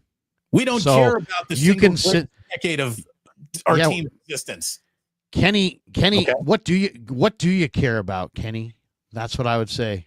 What do you care about other than a Z on your last name? What do you care about? I do like the Powers with the Z. But you know what I'm saying? It's like you do. If you don't know why you failed or how you got here, and there's a story of how you got here, then you're probably doomed to repeat those same mistakes. So learn from history, know your history, and it is actually kind of important, even if you're too young to appreciate it. My last point, Larry, before we hit the supers. Brandon Ayuk was right to want to be traded to the Redskins. Jesus. No wonder why he wanted to be a Commander. No wonder why he believed in Jaden Daniels so much. That's the one thing Brandon Ayuk got right. In a year where everything went wrong except him securing his own bag, his instincts to want to get to Washington seem to have been well-founded. And let me just ask you, is Bob Myers about to add a Super Bowl ring to his collection of jewelry? I mean, do you realize? I'm gonna wager on it. I mean, you can bet the Commanders at 7.5 to 1 right now. So I mean, that's pretty good. I mean, I think the Commanders are real. I think Jaden Daniels is real. And if somehow Buffalo wins this game, and Washington wins, you're gonna have Jaden Daniels playing in the Super Bowl like 50 miles from where he played his college ball. I mean, it's going to be an incredible story if Jaden Daniels goes to the Super Bowl in New Orleans his rookie year. I mean, he is going to be, the whole nation's going to be rooting for Jaden Daniels. But I love the magic at this point. Now, Mahomes is incredible, and it seems like Josh Allen's time. But Bills are maybe a little snake bit as a franchise. They've never won a Super Bowl. If they get into this game against, a young player like Jaden Daniels, I'd be very, very scared. Why? Because Jaden Daniels is so young that he doesn't realize that he's not supposed to be here. So it's none of it. He's not feeling, and he's impervious to the pressure. You can kind of tell. I think he's in a very, very interesting spot. I think they're dangerous, man. I think they are very, very dangerous going forward. I don't think there's any doubt about that. Outside of the Eagles proving how bad the New York Giants are at their football decisions, if we were ranking what's the least interesting team that you could put in the Super Bowl, I'm sorry, Philadelphia, I know that this will win us no fans there. It would be the Eagles. Like the Eagles have the least amount of interesting storylines to go into the Super Bowl. Chiefs trying to win 3 in a row and three-peat is amazing. Bills just trying to win their first Super Bowl ever would be amazing. And Josh Allen finally getting through the Chiefs to get there would be a hell of a story. And then, of course, Jaden Daniels as a rookie being in the Super Bowl, that would be amazing. So there's some really interesting Super Bowl combinations out there. And one more on the betting front on Eagles Commanders this week. So my buddy Jimmy Shapiro always sends me all the info, and he sends it to all these hosts around the country. He sent out the look ahead lines courtesy of betonline.ag for all 4 potential NFC title game matchups. And the Commanders opened as a 6-point underdog with a total of 47.5. So those lines were closed on Saturday before the division round game started. The odds makers then reopened those lines with the Eagles as a 5.5-point favorite over the Commanders and bumped the total from 47.5 up a half point to 48. But the line, Damon, has already moved to minus 4.5 because the majority of the action is coming in on the Commanders. So right now it's Eagles minus 4.5 against the Commanders with the over-under set at 48. And I like the Commanders. I'll take the 4.5. I would almost want to tease that. To what? To Eagles plus 2 or to no, Commanders plus 11? Commanders plus 11. Yeah. Yeah. I mean, that's going to be tough to beat, right? That feels. By the way, tonight, yes. Since we got a national championship game, Larry. By the way, that's really tough to beat in a 4, and when you're looking at an over/under at 48. Yeah. So, you know, I mean that they're kind of telling you that 48's not a high number, but it's it's more of an in between number. But I'll take 11 with an over/under at 48 in the Commanders. Yeah. You want some gambling advice? You should never take any gambling advice from me. That is the disclaimer. Here's my gambling advice for tonight and the national championship. Don't gamble. Ohio State minus 8.5, over under 45.5. You tease both those numbers up. You take Notre Dame and the under. You like that, Larry? So wait a second. What's the spread? Minus 8.5. 8.5. So you're saying take Notre Dame plus 15 or whatever, something like that? Yes. Notre Dame teased up, and then the over at 45.5 teased up to over 50, and you take the under. You know, the only thing about that is I hate underplays in college football because the games don't end. You know what I mean? They just keep going and going and going. And you see there's 7 minutes left in the fourth quarter of a college game. There's like 3 possessions for each team. And in the pro game, it's like they're going to run like 5 plays and they're going to take it from 7 minutes down to 2 minutes. It's hell to get from 7 minutes to 2 minutes in a college game. It takes forever. So I don't know. I hate the under. It's interesting. My first inclination was take the Buckeyes, give the points. But Notre Dame has some magic, but I think it runs out tonight. Buckeyes are so stacked, so loaded. They are so good, but I don't trust their quarterback. And there's a little bit of a magic streak that Notre Dame has. They're really good on special teams. Their running back Jeremiah Love is a star. Riley Leonard makes a lot of plays. I don't know what to. I'm not sure how to bet that one tonight. I got to think that one over. I think they're going to have to steal a possession in this game. I think they got the right special teams coach to do it with. We've been talking about him. I do know this, though, having spent an awful lot of time in the Midwest, having gone to the great university, the football school that is IU, the only two teams to beat Indiana all year long are meeting tonight for the national championship. That is Indiana's bronze medal of this season for sure. The Big Ten guy in me, even though I hate Ohio State, wants Ohio State to win this game. I hate Notre Dame too, though, but I do know this, and this is for true. This is for real. And I was actually talking about this with Kevin before you came on, Larry. Sometimes Kevin and I have a little chit chat while you're dialing up. I spent enough time in Columbus, Ohio to know that a national championship only gets this year back to 0 for Ohio State. This Notre Dame national championship will be celebrated with unbridled enthusiasm, where if Ohio State are to win it tonight, you still lost to Michigan. Doesn't matter. Doesn't matter. Congratulations. So you dug yourself out of the huge hole of losing to Michigan with a national championship, but all that does is get you back to ground level. Like, it will be the least appreciated national championship in the history of college football because you lost to Michigan. And losing to Michigan is enough to trump the national championship you won after you lost to Michigan in Columbus. So they'll never be happy. They'll never be happy, and that's the Buckeyes that I like the most. A never happy Buckeye fan. They're stacked. I'll say this, though.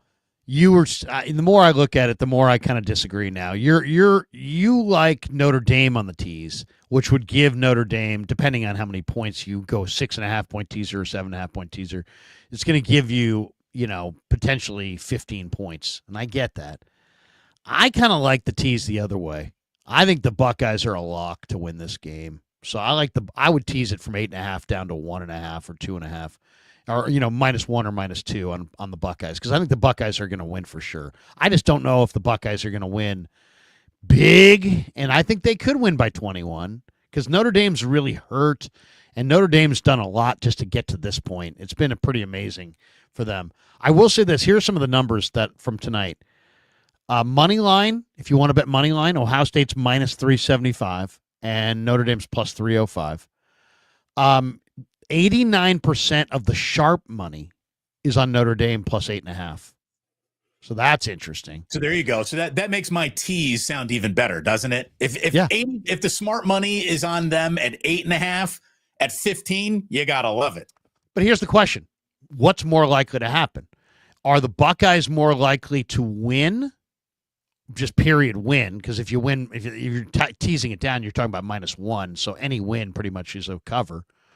Or is Notre Dame more likely to hang around, and you can get 16 points?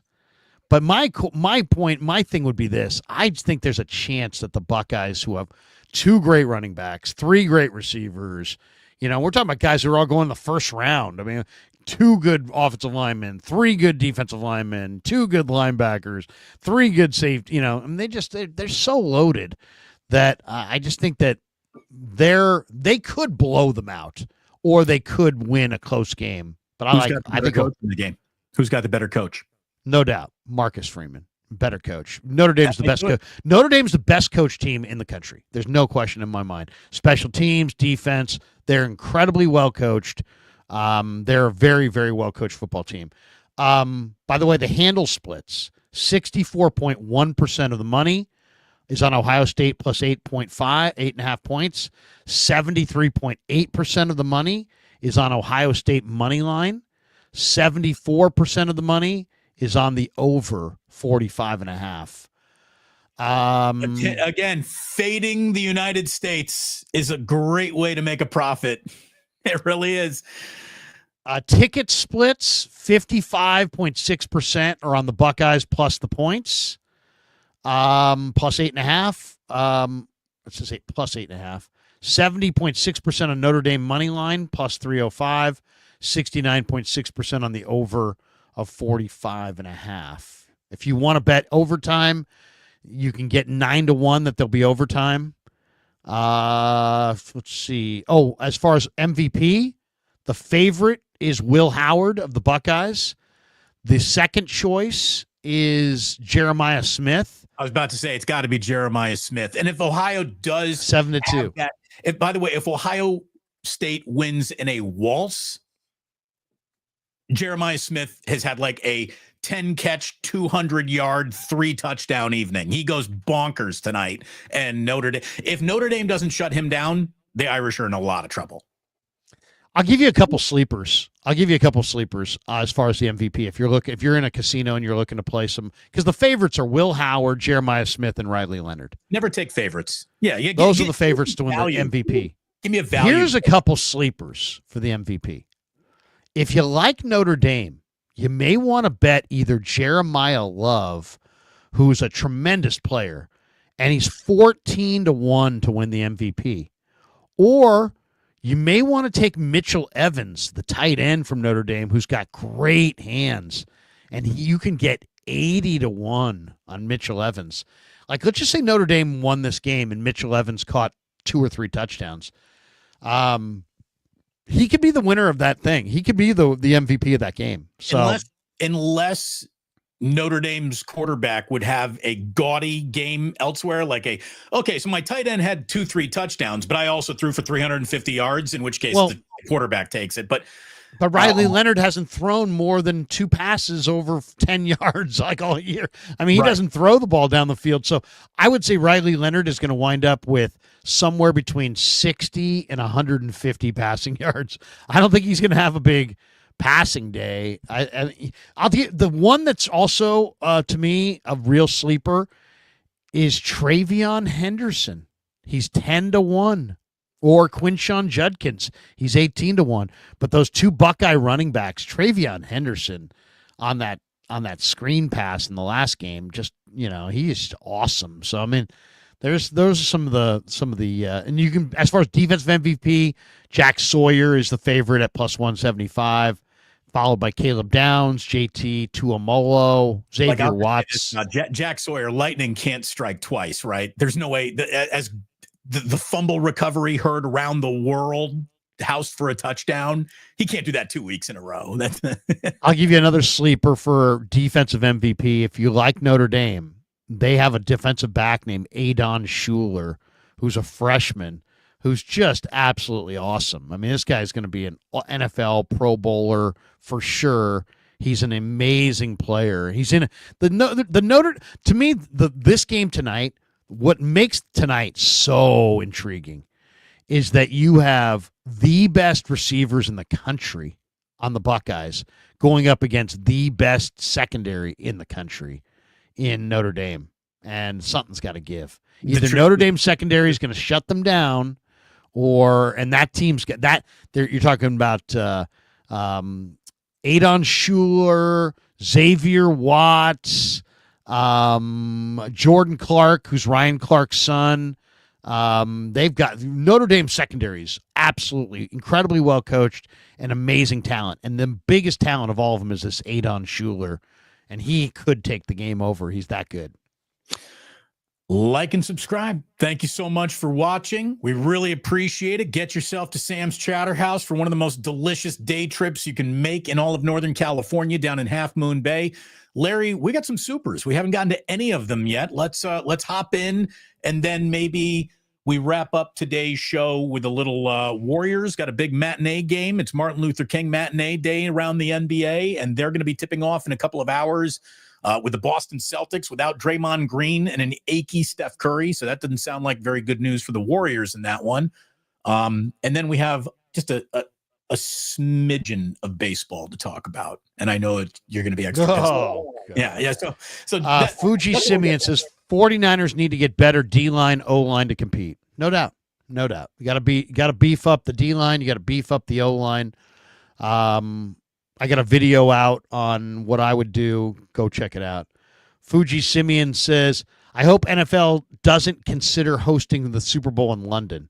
They've talked about that. I think that'd be a huge error. I think that'd be a huge mistake. I mean, let's just say this. If they do it soon, it'll be a mistake. If they do it in 10 years, 12 years, 15 years, maybe it won't be as big a deal at that point. But right now, I don't, come on. I mean, America, any American city that gets the Super Bowl gets a major influx of cash. And I don't want to get political, but I think that ought to go to an American city since this is an American sport, and we can worry about globalizing American sports in the future. Right now, there's an awful lot of people hurting in American cities, and I'd like to see New Orleans get it again or Miami. I'd rather see that all that money stay here than go to UK. And though I do think it would be awesome to have it in the UK, but come on. I mean, it's just, it's America's sport.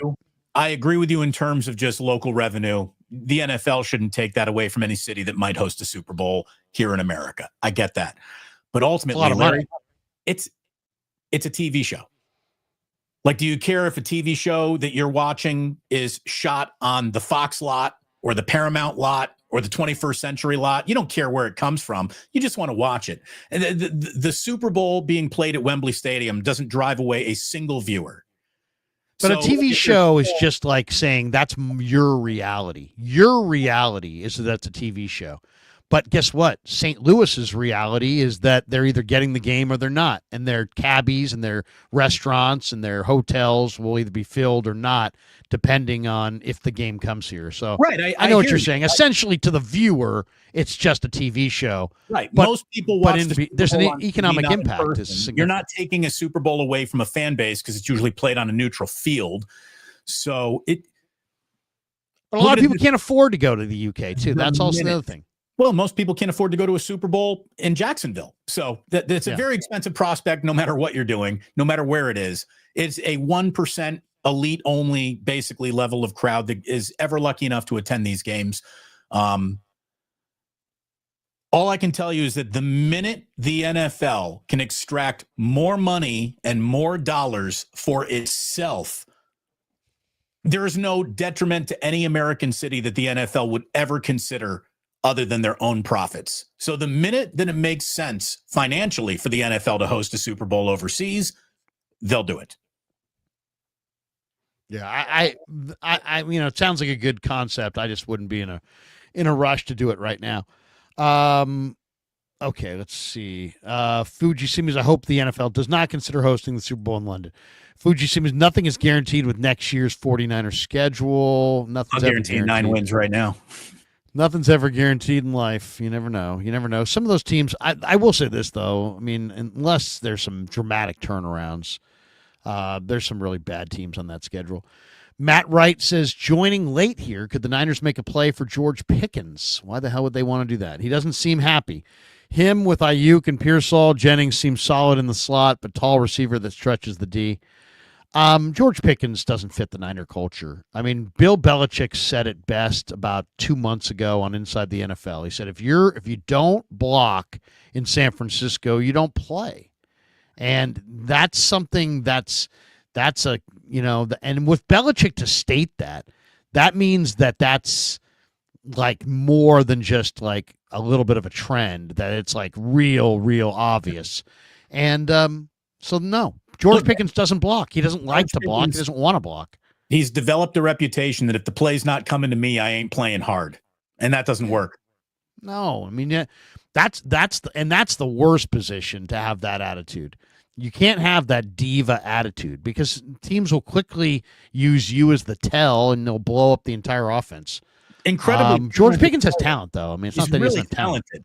If he could get some football truth coached into him, there's a hell of a player there. But if Mike Tomlin and the Steelers can't do it, I don't know if that's a fixable attitude. Man, there's something very prima donna about George Pickens. There's something really, he's very up in his thoughts a lot, in his in emotions. It just seems like he's always battling something, and no. I mean, I would say his level of professionalism is beneath what the Niners demand.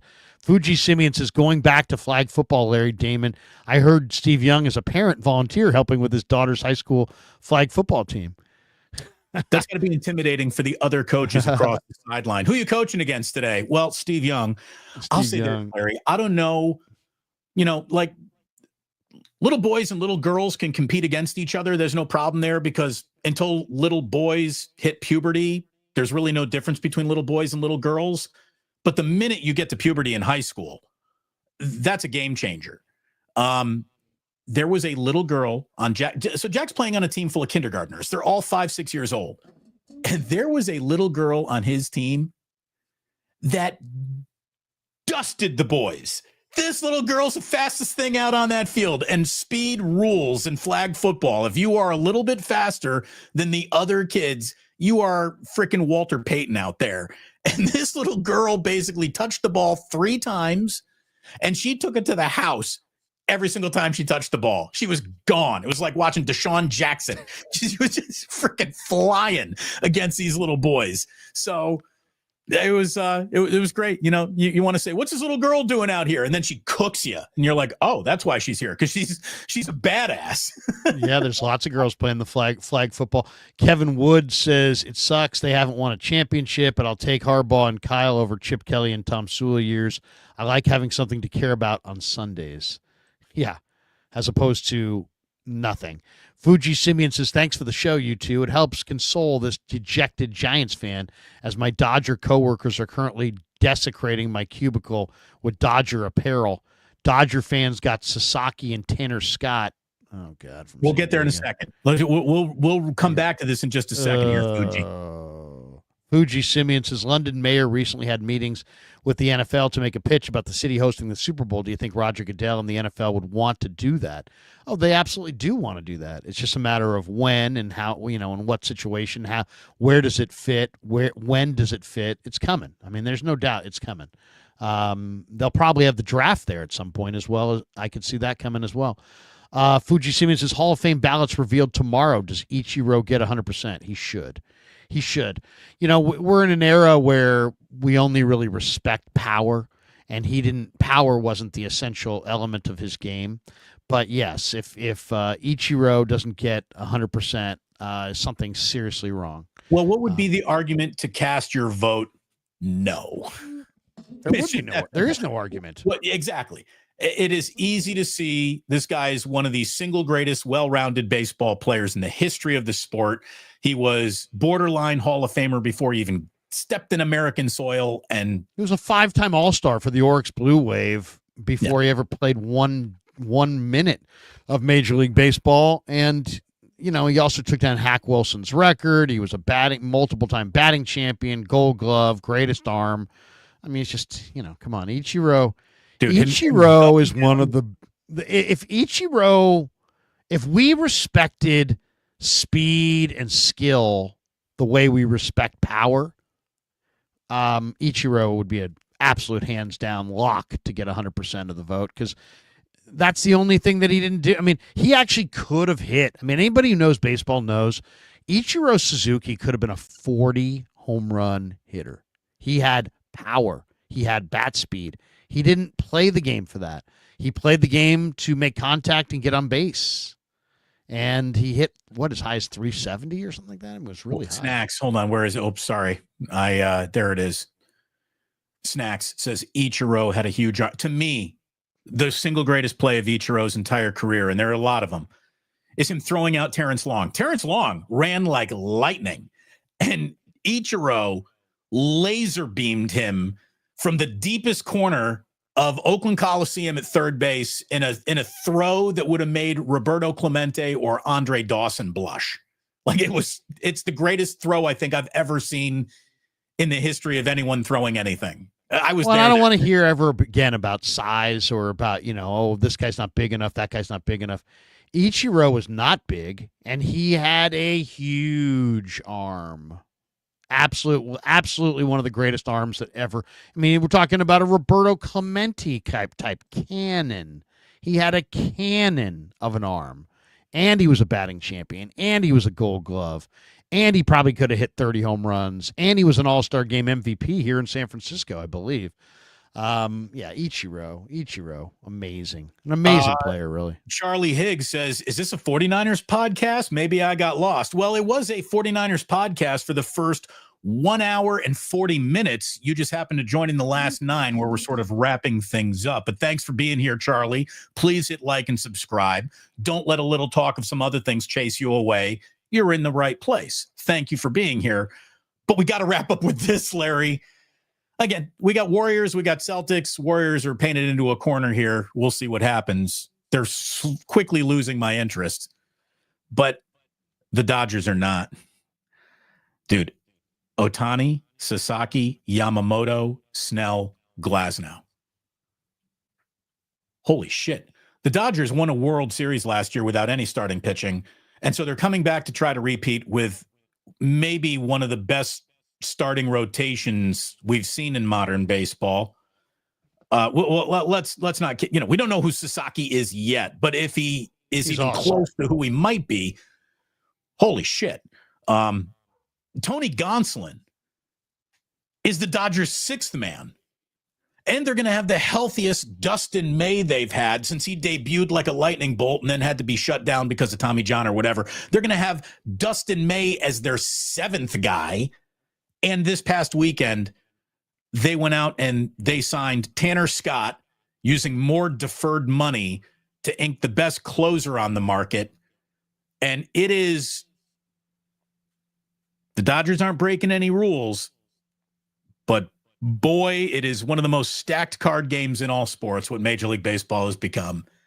And the Dodgers are who the Dodgers are because they have one incredibly, staggeringly unfair advantage that is made even more unfair by the fact that they get to defer all this money now. Like, to me, you should not be able to defer money as a team in a cap sport or in a non-cap sport. Like, that's insane.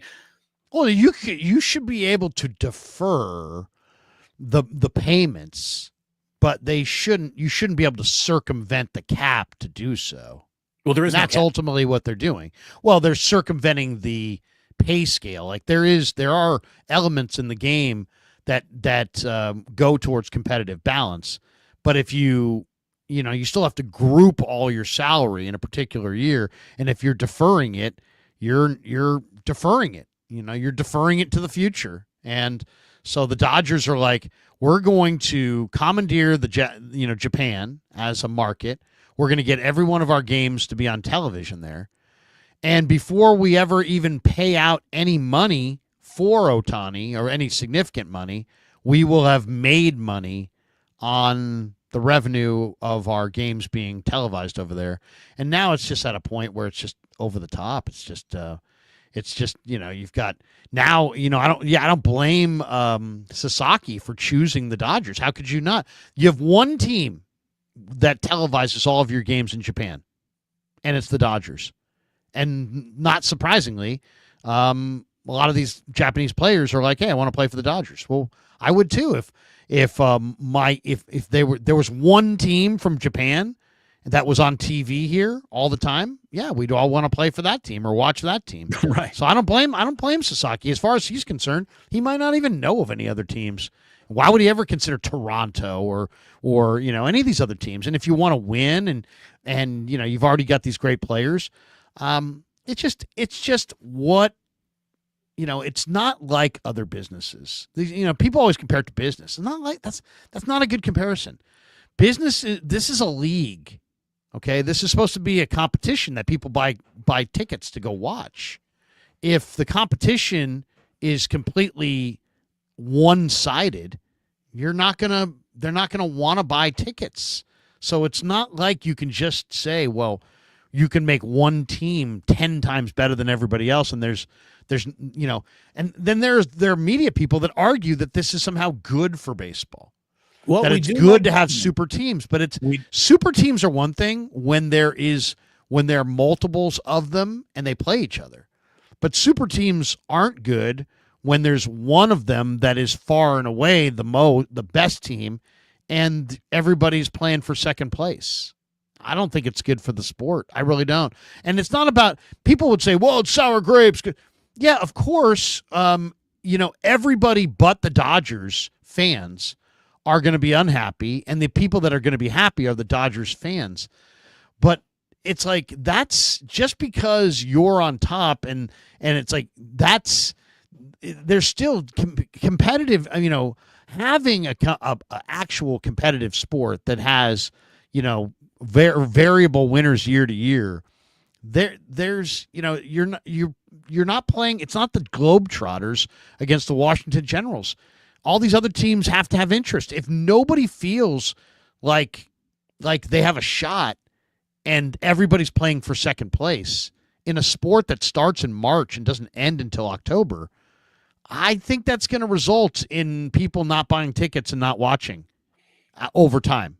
Now, there'll be curiosity to see the Dodgers, but other than curiosity, what about the competition?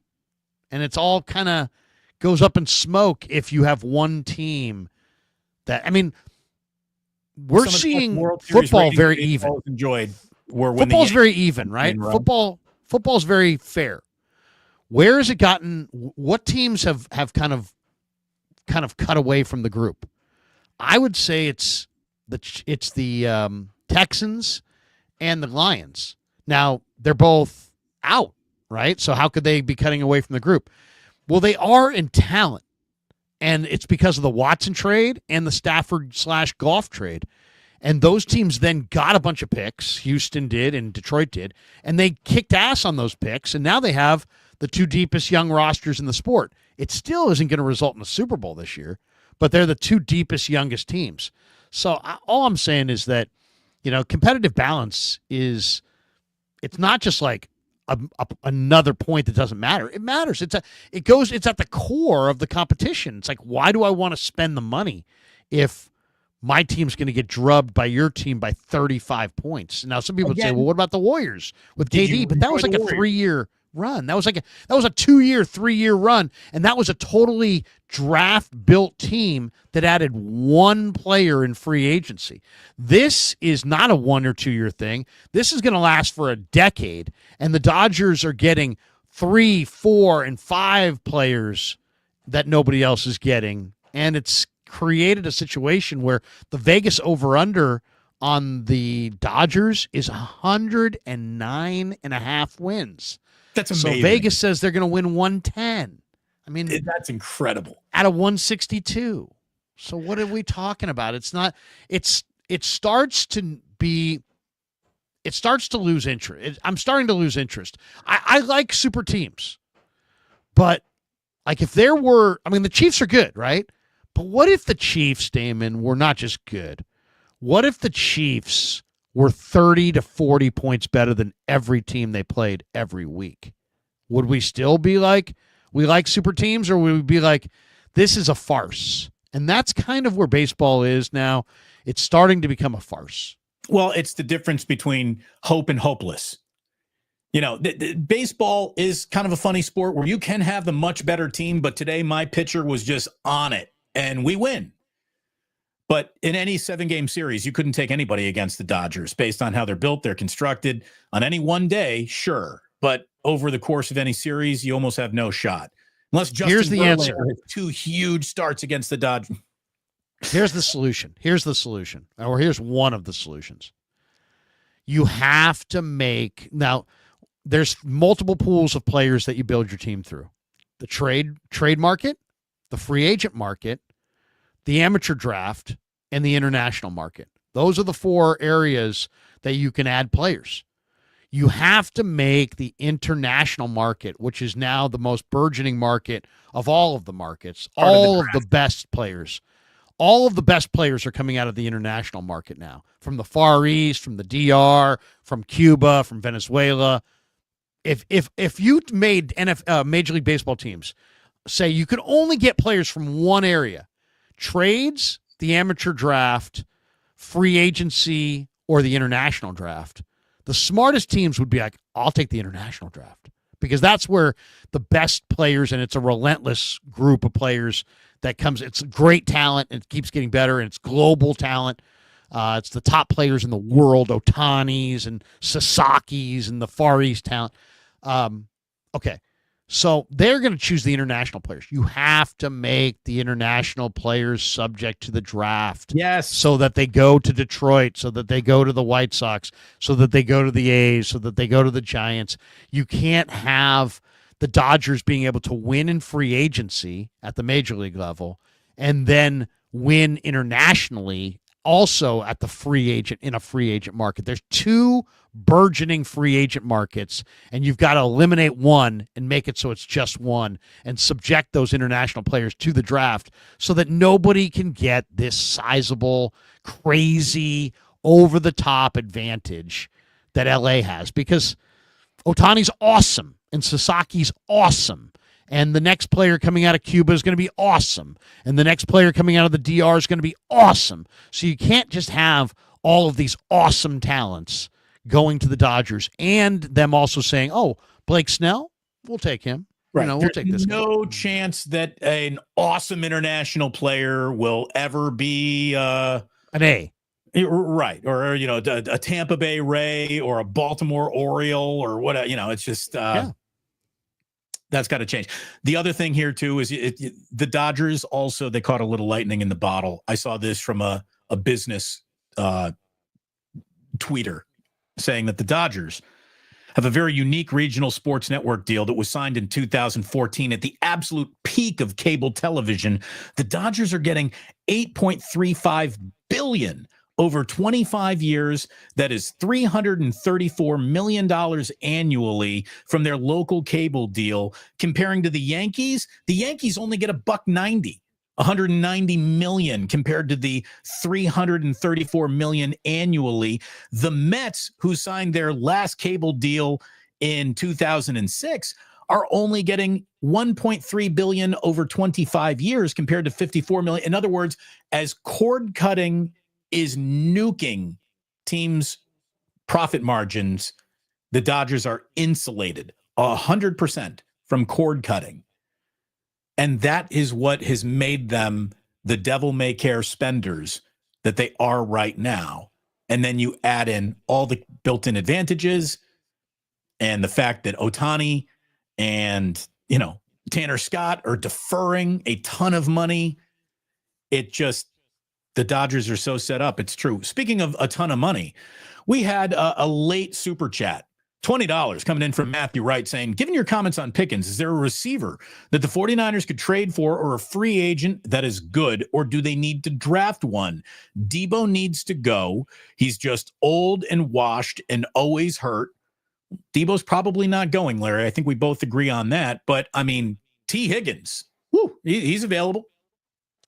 Yeah, I'll give you the top receivers in free agency. I personally don't think with what you're paying Ayuk, what you're paying Debo, what you're going to pay Purdy, I don't think that the Niners are going to be able to play in the deep end of the pool free agent wise. It's not a great wide receiver draft. So, but Stephon Diggs, T. Higgins, Keenan Allen, Amari Cooper, Chris Godwin, Brandon Cooks, Deontay Johnson, DeAndre Hopkins, Mike Williams. Those are the top receivers. Robert Woods, Hollywood Brown, Darius Slayton. But if you go further down the list, you'll see that the Niners need a complementary piece. They need a speedy receiver. And who runs well of the free agent receivers, who's kind of a younger receiver? Elijah Moore might be a good angle for them. He's 24. He runs sub 4.4. Very small. He's in Cleveland. He probably is willing to leave. So he's available. He makes sense. Rondale Moore down here, who's in Atlanta this year, he's coming off an injury, but he's only 24. He's a 4-year vet. He ran 4.29 coming out of Purdue. He does a lot of things that Debo does, and he could be like a Debo type, complement if you move or replacement if you moved on from Debo. He's available. He's small, but he's a free agent. Tutu Atwell is going to be available, right? Tutu Atwell is 25, playing for the Rams. He's available. He's the kind of vertical threat. that they need. I'm looking at the rest of the list. They're all kind of older guys or slower guys. McCole Hardman is another one. He makes 1.1 million. He's 26. He's in his 6th year. He runs really, really well. He might be a guy they could show some interest in. And other than that, those are the guys in the draft. There's Tylan Wallace, who's also 25 from the Ravens, who made a nice catch yesterday in the game. He's kind of a beneath the radar guy, hasn't quite fulfilled his potential. But yeah, those are the free agent receivers. I like the free agent market more than the draft market. I'm not a big. This is not your epic, receiver draft. This is a great draft for tight ends. This is an amazing draft for running backs, but receivers, you got Tedoroa McMillan and Luther Burden the third. Those guys are going in the first round, and the kid from Ohio State tonight, Emeka Egbuka, he's probably also going in the first round. Trey Harris from Ole Miss is my favorite receiver in the draft. He's probably going in the late first round, maybe early second round, but it's not a vintage group of receivers. It really is not. By the way, Rob C., who has gotten the nickname Rob C. Note because he usually, quite often when he makes a super chat, it's generous to the point of it's $100 super chat. So Rob C. has become C. Note. Today, Larry, he's in for $1, and his very next comment was 99 of it has been deferred to a later date. I look forward to that later date, Rob. Thank you very much. Hey, thanks to everyone who gives a super. Thanks to everyone who has watched. I hope you watching has inspired you to hit that thumbs up button, like and subscribe if you would, please. And we certainly hope that we have inspired you to plan your next little weekend trip down to Half Moon Bay to go to Sam's Chowder House, our sponsor here on Wake Up. We thank Sam's an awful lot. And there she is, the belle of the ball. That's the lobster roll right there. Paella, Cioppino, Oyster Rockefeller that makes Larry very excited. Get yourself down to Sam's Chowder House on what are going to be cold, days here in the Bay Area. It's a great place to go bundle up by a little fire pit, sit underneath a heat lamp, Larry, still enjoy some very nice sunny day, even though it might not be the warmest day. They even got blankets available. You want to sit out there, bring a blanket, sit out by a fire pit. It is just fantastic. Get yourself to Sam's Chowder House. You'll be happy that you did. Yep. You will not be disappointed. You will not go home hungry. You will not go home without feeling like you saw a really cool spot. Sam's Chowder House, Half Moon Bay, where the farming world meets the coast. It's a very unique climate there in Half Moon Bay, and it's an awesome spot. My sister, who just came in from Connecticut this week, rented a Airbnb down in Half Moon Bay, and said, "Oh, man, I forgot how beautiful it is down here in Half Moon Bay." So it absolutely is a jewel of a spot, and you will not want to miss it. That's going to do it for us. What do you got cooking the rest of the day? I got 2 boys at home today because it's Martin Luther King Day, which means there's no school, which means Jillian has been on the kids since this show started, which means I'm going to tap her out and get on the kids so she can do a few things to prepare for the week. So no normal 11 o'clock show from yours truly, which is why we were able to go long today. No problems at all. And we'll be back to normal schedule starting on Tuesday. So thanks very much for watching. I'm sure there'll be a video or 2 dropping a little bit later on. But it's a busy day here at the house because the boys are home. And when the boys are home, that takes up a lot of the day, Larry. Anytime you say the boys, I always think of the Dukes of Hazzard. What the boys didn't know was that Roscoe was right behind the tree. Was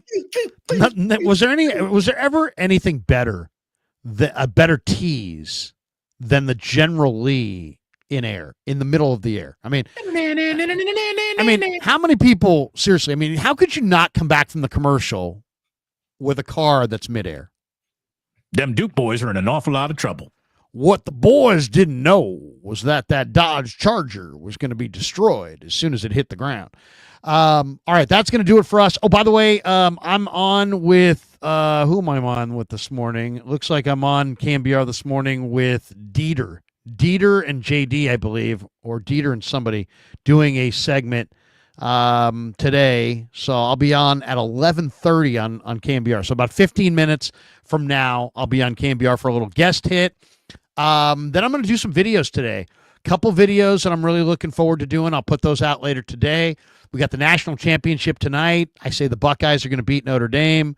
And there will be no Niners Nightly tonight. For those of you going, hey, tonight at 6 o'clock, I know you're going to have Matt Miller on from ESPN. And you know what? I booked him for tonight, and then all of a sudden I realized, what? It's the freaking national championship.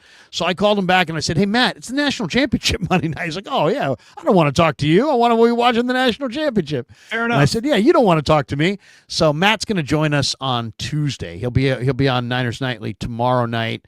And it's funny, Matt and I were joking about how, remember the three, you and me and him and others dined in New Orleans at a really great place. I forget the name of it, but we had a great dinner with Matt and the boys from Bleacher Report back in the day. That's when we went to the burger spot at the very end of Bourbon Street, right? Yeah, it was a cool spot, though. It wasn't just a burger spot. It was like a historic spot. Yeah, but it was really good, really, really good. Anyway, Matt was at Bleacher Report then. He's at ESPN now. He's going to join me on Tuesday night, and we'll talk a little bit about the 49ers because he's a big Niner fan. He's got strong beliefs and feelings. So no Niners Nightly tonight. Matt Miller tomorrow night at 6 o'clock on Niners Nightly, and Dane Brugler is going to join us later on as well.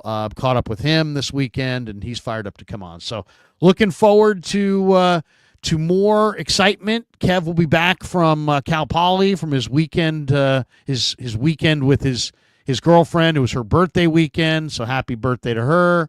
And so safe travels back to Walnut Creek for Kev. And our spring training trip is officially on. We will be going to spring training in the month of March. And we'd love to see you in Arizona. So feel free to join us in Arizona, and of course we'll be doing a lot of live streams from Arizona as well. So looking forward to that. We don't have the dates picked out yet, but we will be headed to Arizona. We have secured sponsorship for the spring training trip. There's nothing more exciting than watching an episode of the Dukes of Marin County and watching the Barbieris take off in the Miata. And when that Miata is frozen in midair, you cannot turn away from that. That's a compelling reason vis-a-vis to return and watch once again. The airborne Miata means I'm not turning this show off. And funny, you brought up Marin County. I did take a side swipe on Marin County yesterday, saying that Jared Goff, maybe Jared Goff's not the toughest guy that ever, if you grew up in the streets of Marin, maybe you're not the toughest guy of all time. Shots at Marin. Shots at Marin. Somewhere Murph is planning an attack. He won't call Chico a party school, but he'll tell you that everyone from Marin's a pussy. Wow. That does it for us. I would never draft a guy out of Marin County. When I'm looking for a linebacker, I'm not looking at Marin Catholic. I'm not going to Redwood. I'm going to St. Ignatius. I'm going to Sacred Heart. I'm looking for Reardon. I'm looking for some city guys who can really hit. And if I got to go out of the city, give me somebody from Bellarmine or St. Francis. You can take the Marin kids. I'll take the kids from the city and the peninsula and the South Bay, Damon. Unless he's got one ACL, in which case we'll have a talk.